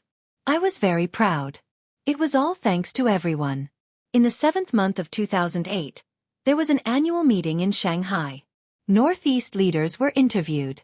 The updates were few and scattered. It was also a tense time for Dong Mountain. The book review and comment section was boiling with resentment. That month, I didn't ask for monthly votes. Was it to make up for everyone's mental trauma? But what about me? Phew. I continued to write like this. I wrote mechanically. I wrote numbly. I wrote emotionally. I wrote with emotion. I wrote with emotion. I wrote with emotion. I wrote with emotion. I wrote with emotion. I wrote with grief and indignation. Finally, I wrote until the 24th and 25th of this year. Almost 2 years of time was very long. Starting from Donzhou, there were 7 chapters in total. It was a lot. Such a large story, with so many characters, required more than 3 million words to describe. I was very proud that I had controlled this story. The problem was that this kind of control made me tired both physically and mentally. The problem was that this kind of control exhausted me physically and mentally. I was very tired. There were countless passages in the document, and there were countless useless ones. There were countless words to remind me of certain details that I hadn't forgotten, but there were still many that I had to throw away. Previously, at the end of the document, I was reading and deleting as I did so. I was a little reluctant to delete. Even I was surprised by my diligence. My teacher had once said that a good memory was not as good as a bad pen. It was true. I had done a lot of preparation work and memorized a lot of things. Although I might not be able to use all of them, I felt that my attitude was very powerful. Just as the Qing Emperor had said on Dong Mountain, I had never been so powerful in my life. I had originally thought that at this moment, I would feel like when I finished writing the Vermilion Bird story. There would be a wave of tiredness, confusion, emptiness, and confusion from the depths of my heart. However, at the end of the Qing New Year, other than a little tiredness, there were not many other emotions. On the contrary, there was a kind of calm joy. The review of my writing journey had come to an end. However, with so many words, it seemed that it did not fully reflect my hard work and contributions. I was a bit dissatisfied, but I didn't continue. Next, I would return to the Qing Yu yearbook, as well as the people in the book that everyone has always remembered, as well as the feelings between these people, as well as my feelings toward them, you and many other things. Where should I start? Let's start with the appearance of the character. I'll write about whoever comes to mind. If there are characters I don't remember, then forget it. The young patient lying in the hospital is called Fan Xin. He hasn't graduated from university yet. He says he is still a virgin, but he is about to die. Yes, this is the male lead of the Qing Yu Year story. As for his previous life, I didn't describe too much. Even the position of chairman of the student council that I had planned out when I first designed the story was not pointed out in the end. The male lead's surname was Fan Xian, and his courtesy name was Nji. Since he had come, he should take things as they come. The last words he said in the Qing Yu Year were actually the purpose of this book. This is Fan Xian's life. It is completely different from his mother's life. In my opinion, the previous life cannot affect the future. In a completely new world, one needs to live from the beginning. Since it is so, there is no need to touch too much on the matters of the previous life. The attitude of this life is actually the same as the attitude you and I have in this world. Humans cannot become philosophers or natural-born revolutionaries just because they have lived 2 lives. They are still insignificant and lowly, you and I, and do our best to live as ordinary and peaceful as possible. I have said before that I don't really like the character of Fan Xian, at least not the Fan Xian in front of the meadow, or perhaps compared to the other characters in the book. The reason for this is actually not complicated. If we tear off the clothes on Fan Xian's body and strip away the golden light brought by the transmigration of mother and son, the naked him is just a naked you and a naked me. Greedy for life, afraid of death, fond of ease, fond of leisure, fond of enjoyment, has a moral outlook formed after education, but when it comes to carrying it out, it is very vulgar, ambiguous, vain, used to pretending, fond of beauty, but unable to let go of his status, insisting that he is still a white-clothed CJ youth who believes in love. He wants to follow his brother's love, but he also doesn't want to lose his sister-in-law's love. He wants to take care of one without losing the other. In the end, he finds that he can't change anything, not even himself. He can only act according to the established guidelines and walk down a certain path. It can be said that this is moderate, gentle, and ordinary. On the Dragon Sky Forum, a forum member once said the words, "hometown wish." I think it is true. Hometown wish is the thief of virtue. However, the vast majority of people, including you and me, are like this, especially those of us who appear on the internet. Of course, if you are not the type of person I am referring to, please forgive me for being extreme.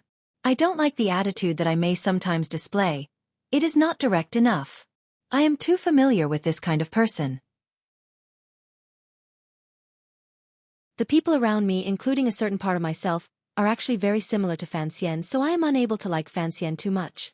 In the story of Qing Yu's year, there were also a few idealists.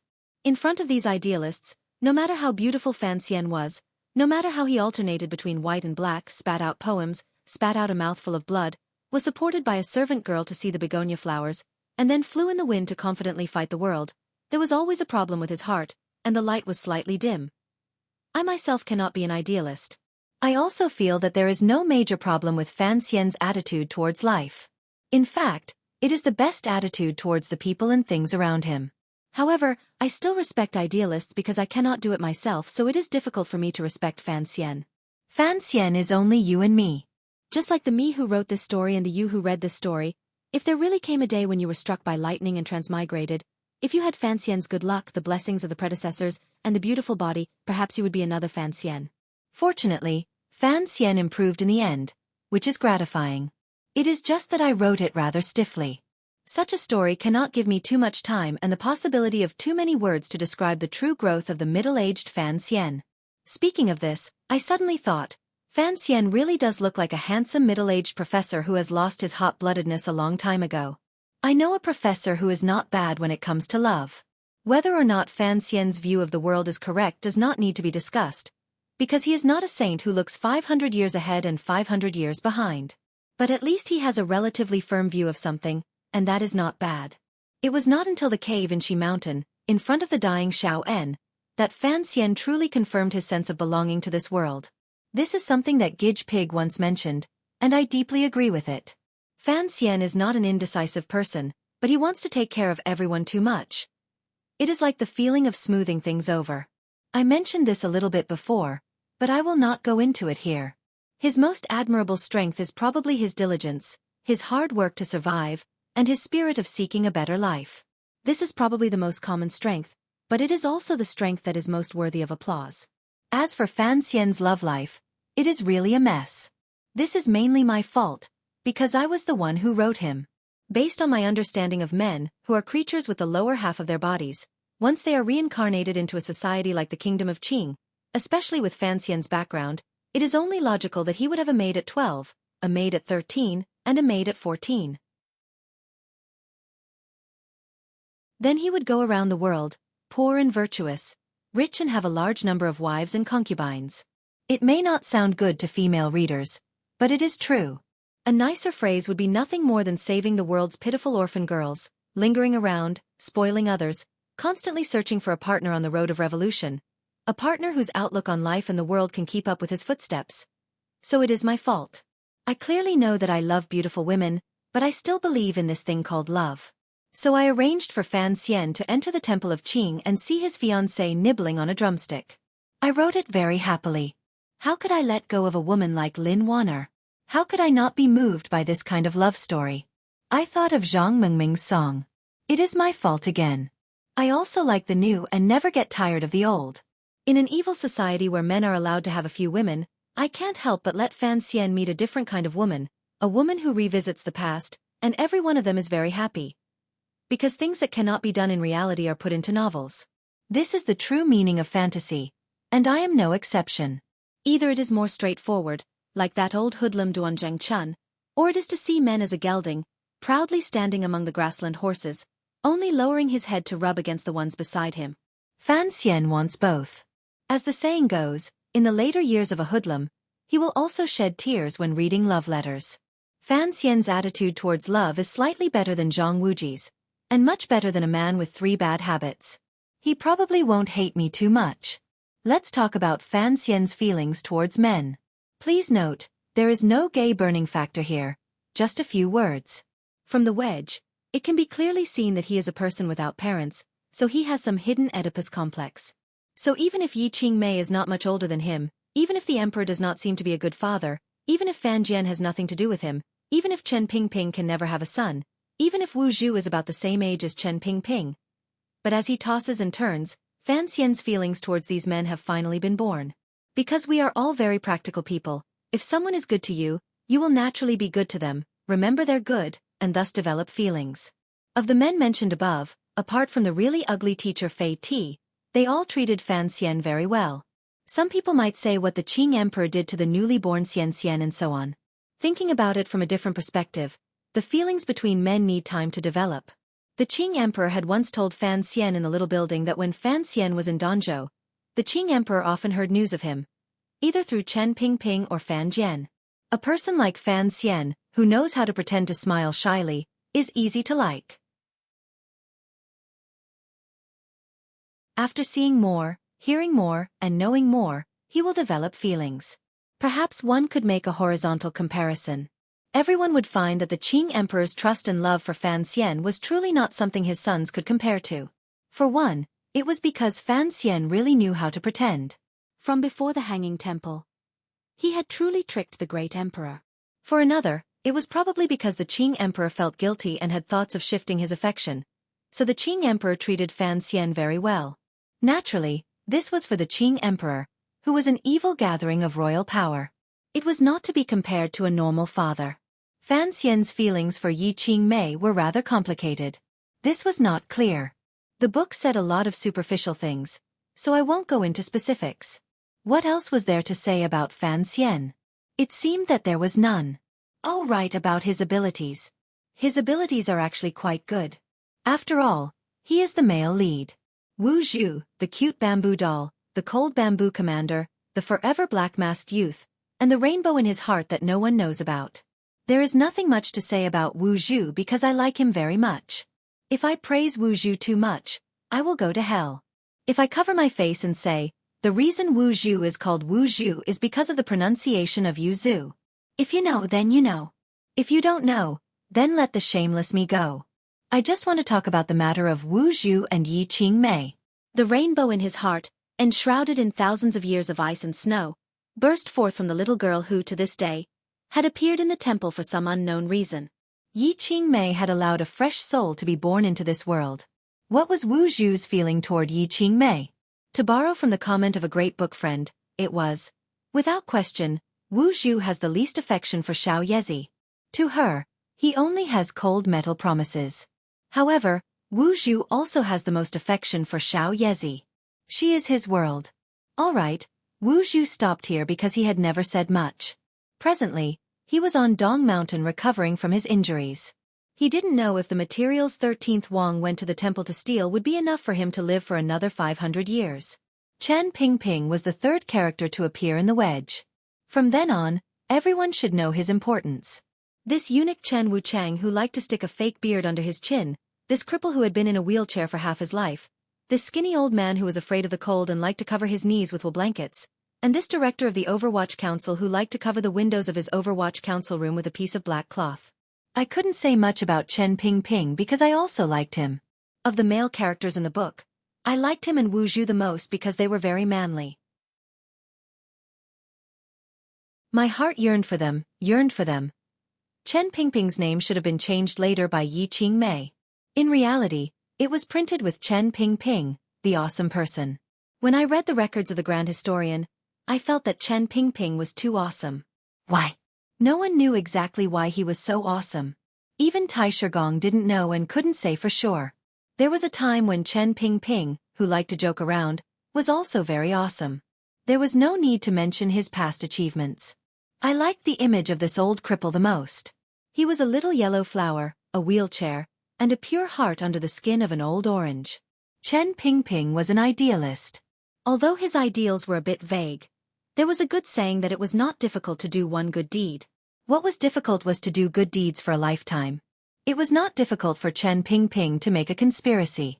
What was difficult was to make a conspiracy for a lifetime and still live for the brightest thing in his heart. What was it that shone in Chen Pingping's heart? It was not the conflict of ideas, nor was it the peace and happiness of the common people. It was definitely not the prosperity of the Qing dynasty. It was the promise of the past. He remembered someone's good deeds. He was more disdainful of being a slave than Fan Xian, a modern man. He firmly guarded that woman's shining ideals. Guarding someone else's ideals for a lifetime was idealism. I didn't have any regrets about the description of Chen Pingping in the book because it was written with great care. It had reached the limit of my ability. I felt that I had not let Chen Pingping down. From the beginning, I had set up his ending. I didn't have any sudden thoughts. I only respected him and fulfilled his wishes. The 2 guns in the black wheelchair were because I had seen a movie called Lone Wolf when I was young. The wheelchair in the movie had left a deep impression on me. I had to give it to Sister Pingping to use. As for his final words before he died, I had thought of them at the beginning of the story. I guarded those words for a whole year. I wanted to tell everyone that this eunuch, this damned eunuch, also had a gun. In reality, he had more guts than most men. At the end of the chapter, I could even shamelessly explain and explain again and again. Please understand me. I truly wanted everyone to feel my feelings. I hoped that Chen Pingping could still collect long-horned, long-tailed beauties in hell. Of course he could not go to heaven. I spoke of whoever I thought of. That is why I am talking about the Minister of Revenue, Fan Jian. I have many apologies for him. Because there was too little space, I did not write clearly about his feelings and thoughts. However, compared to Prime Minister Lin Ruofu, who guarded Wuzhou, he was more open-minded. The man who stayed in the brothel was actually closer to the role of an official than Chen Pingping. Thus, he was actually very pained.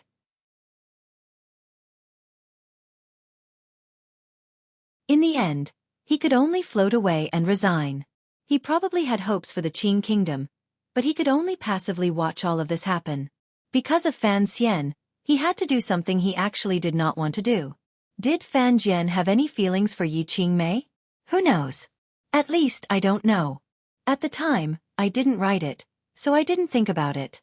To say there were no feelings would be a lie. As for whether it was between a man and a woman or between brother and sister, I still didn't think about it. However, the Fan clan helped Yi Qingmei preserve the only bloodline in this world and indirectly caused Fan Xian's arrival. This already explains a lot. Fan Xian's future generations will all have the surname Fan.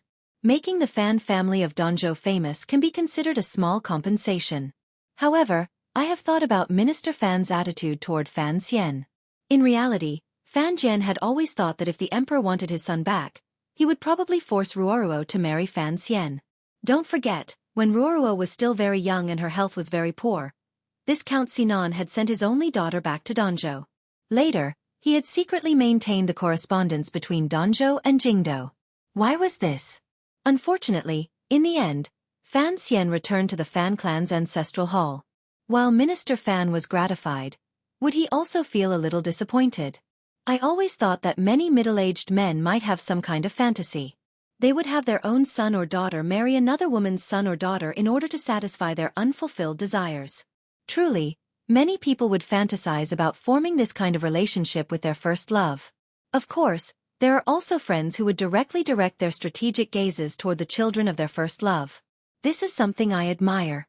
Speaking of this, I suddenly thought of Crown Prince Jing, Li Hongqing, so I mentioned Li Hongqing. As for the Crown Prince, I liked him very much. It seemed that I liked all the people who appeared in the epilogue so far. Was this not too unfair to Fan Xian? Perhaps it was because I felt that Fan Xian was like my son, so I habitually imitated Wu Zhu and used a stick to educate him? The reason I liked Li Hongqing was very simple. Back then, he and the second prince traveled together, but it was only for the sake of friendship. He was a bit naive, but he was bright enough. In the Li royal family, only the eldest prince and Hongqing might have slightly broken away from the natural gloominess of the royal family. Hongqing's bright and lively aura was even more brilliant.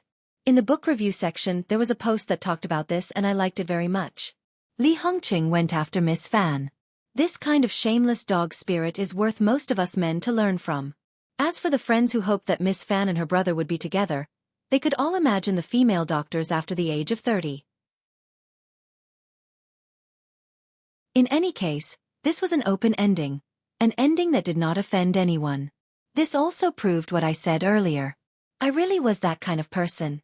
The Crown Prince, the Second Prince, and the Great Prince did not say too much because the first two in the book had already dissected it before they died. There was nothing to say here. I just felt some sympathy for Li Chengqian. His luck was too bad. His fate was not good. His father was too strange. His father always thought that everyone in the world was like a cockroach like him. As for the Second Prince, it was just as he said. He worked hard to the end and found that he had become the biggest joke. What an absurd reality this was. In the world of the Qing Kingdom, there were no real precious jade or fake precious jade. There were only two young people who were very similar. Because the paths of their lives were different, they gave birth to completely different fruits. The Great Prince wished that he would be filial to Lady Ning in Dongyi and unite well with the Great Princess, Wang Tong'er, and Ma Suasua. These three were not simple women. He wished that he could be like he was on the western Hu grasslands, undefeated in every battle. Of course, I thought this was an extravagant hope. This person, who had given Fan Xian the most crucial support at the most critical moment, could not hope that Fan Xian would continue to help him with family matters in the future. I had to talk about Yan Bingyun. I could only say, it was hard to say. This person was hard to say, so I had nothing to say. White-robed young master, who did he work hard for? It was fine as long as the girls continued to look at him. I truly had nothing to say. Wang Qinian could say something. He was very good at talking. The cold-faced clown's skill was not fully displayed because there was indeed not enough space. This story of over 3 million words seemed long, but there were too many people and things in it.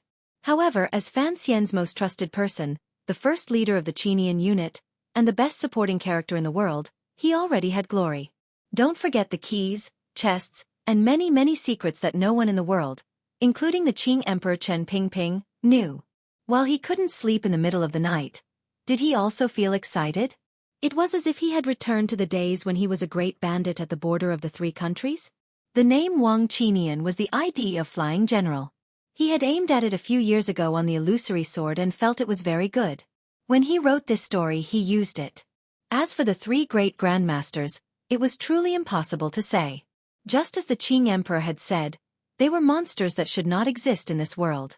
With such monsters above all living things had to look up to them. Their necks would easily get sore, and the incidence of cervical spondylosis would decrease. However, the benefits were not obvious. If Xueqi was not called Zhang Mingyue and was the great-uncle of the northern Qi royal family, if Dongyi was not Sigurjian, and if Yilu Yun was not raised to be such a mischievous person, how much trouble would these three great grandmasters have caused? Standing above all living things, they probably wouldn't care about the lives and deaths of all living things. Fortunately, they had their identities and restraints. Thus, they became three nuclear warheads. No one dared to throw them out first until the electromagnetic weapon the Qing Emperor had hidden for a long time suddenly moved on Dong Mountain. It directly injured Xueqi and Sigurjian's hearts full of confusion and made them unable to move again.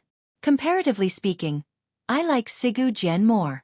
The reason is simple. I've written more about him. The longer I've known him, the more I feel for him.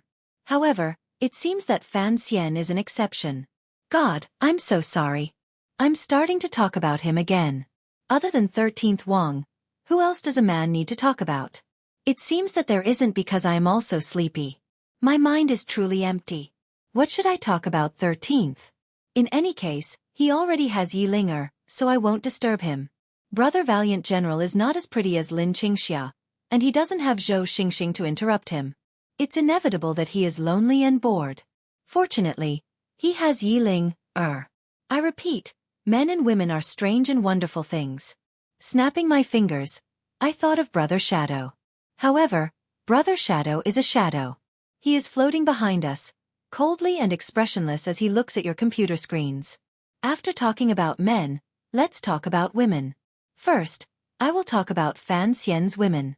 They may not be his women, but in my position, they are all his women. Everyone says there isn't enough drama, but women come. I put my hands together and smiled as I thought, I've endured it.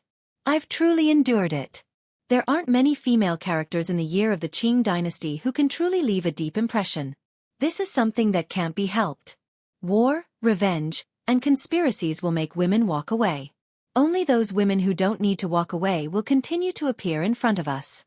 Returning to the main topic, I will first talk about Lin Wan-er. Yes, Fan Xian's official wife, the illegitimate daughter of the eldest princess and Prime Minister Lin, the niece that the Qing Emperor dotes on dearly. Her nickname is Yichen, and her cheeks have baby fat. Yes, I wrote based on Lin Yichen. When I began writing the year of the Qing dynasty, I was madly in love with her. Just like when I began writing the Vermilion Bird, I was madly in love with Zhang Liangying. Please don't use this to criticize me. I always thought that for a middle-aged man to have such a strong interest in variety entertainment, and to be able to like one young woman after another on television proved that this middle-aged man was a very good fellow. For example, the narcissistic me. I also liked the character of Lin Wan-er. Because I liked her, I cared. Thus, the meeting in the Qing temple and the plot to enter the room were all carefully thought out and written. Even the cumin wind by the lakeside was still something I liked. If I was allowed, I was even willing to write the year of the Qing dynasty into a romance novel. In reality, I really did want to write a romance novel like the one Xueqi and Yu Qing wrote. However, the subscriptions were slipping, the monthly votes were being chased, and the book review section was crying boredom. Big Brother was watching me, and money was tempting me. Thus, Lin Wan-er's appearances became fewer and fewer, and her sense of existence became weaker and weaker. In the story of the year of the Qing dynasty, she lived miserably in the cracks and passively accepted everything that was placed on her. This was a very sad thing, but no one could change any of this. I won't hide it from everyone. When I wrote about Jiangnan in Jinghua, I had tried hard for Lin Wan-er's sense of existence, but I still failed. There was nothing I could do. At that time, I was truly a bit unhappy. Thus, I complained to the leader, who thought I was sucking up to her. I said these words at this time because I truly felt sorry for Lin Wan-er, so I bowed in apology.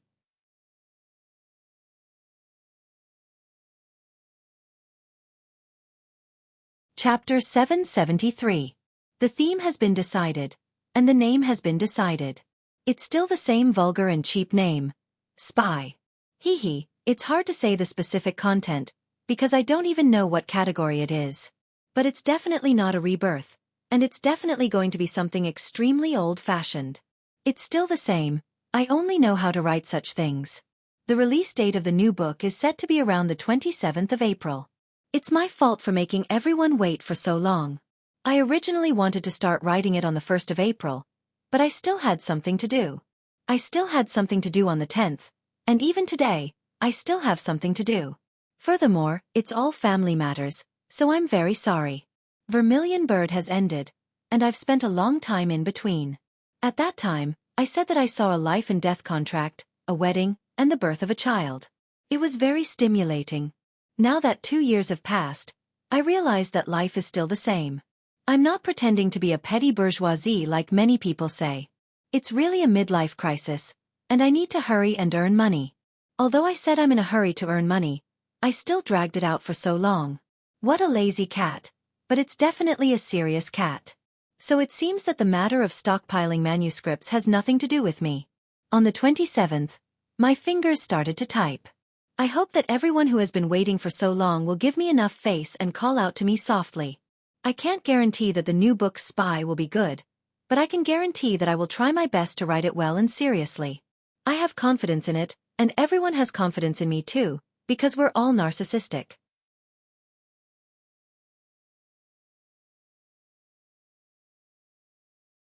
Chapter 774.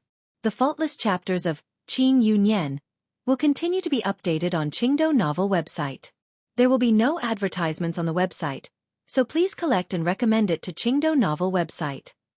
You're tuning in to the Xueqi's Martial Arts Saga YouTube channel. Don't forget to subscribe and join us on this journey to catch the most captivating stories.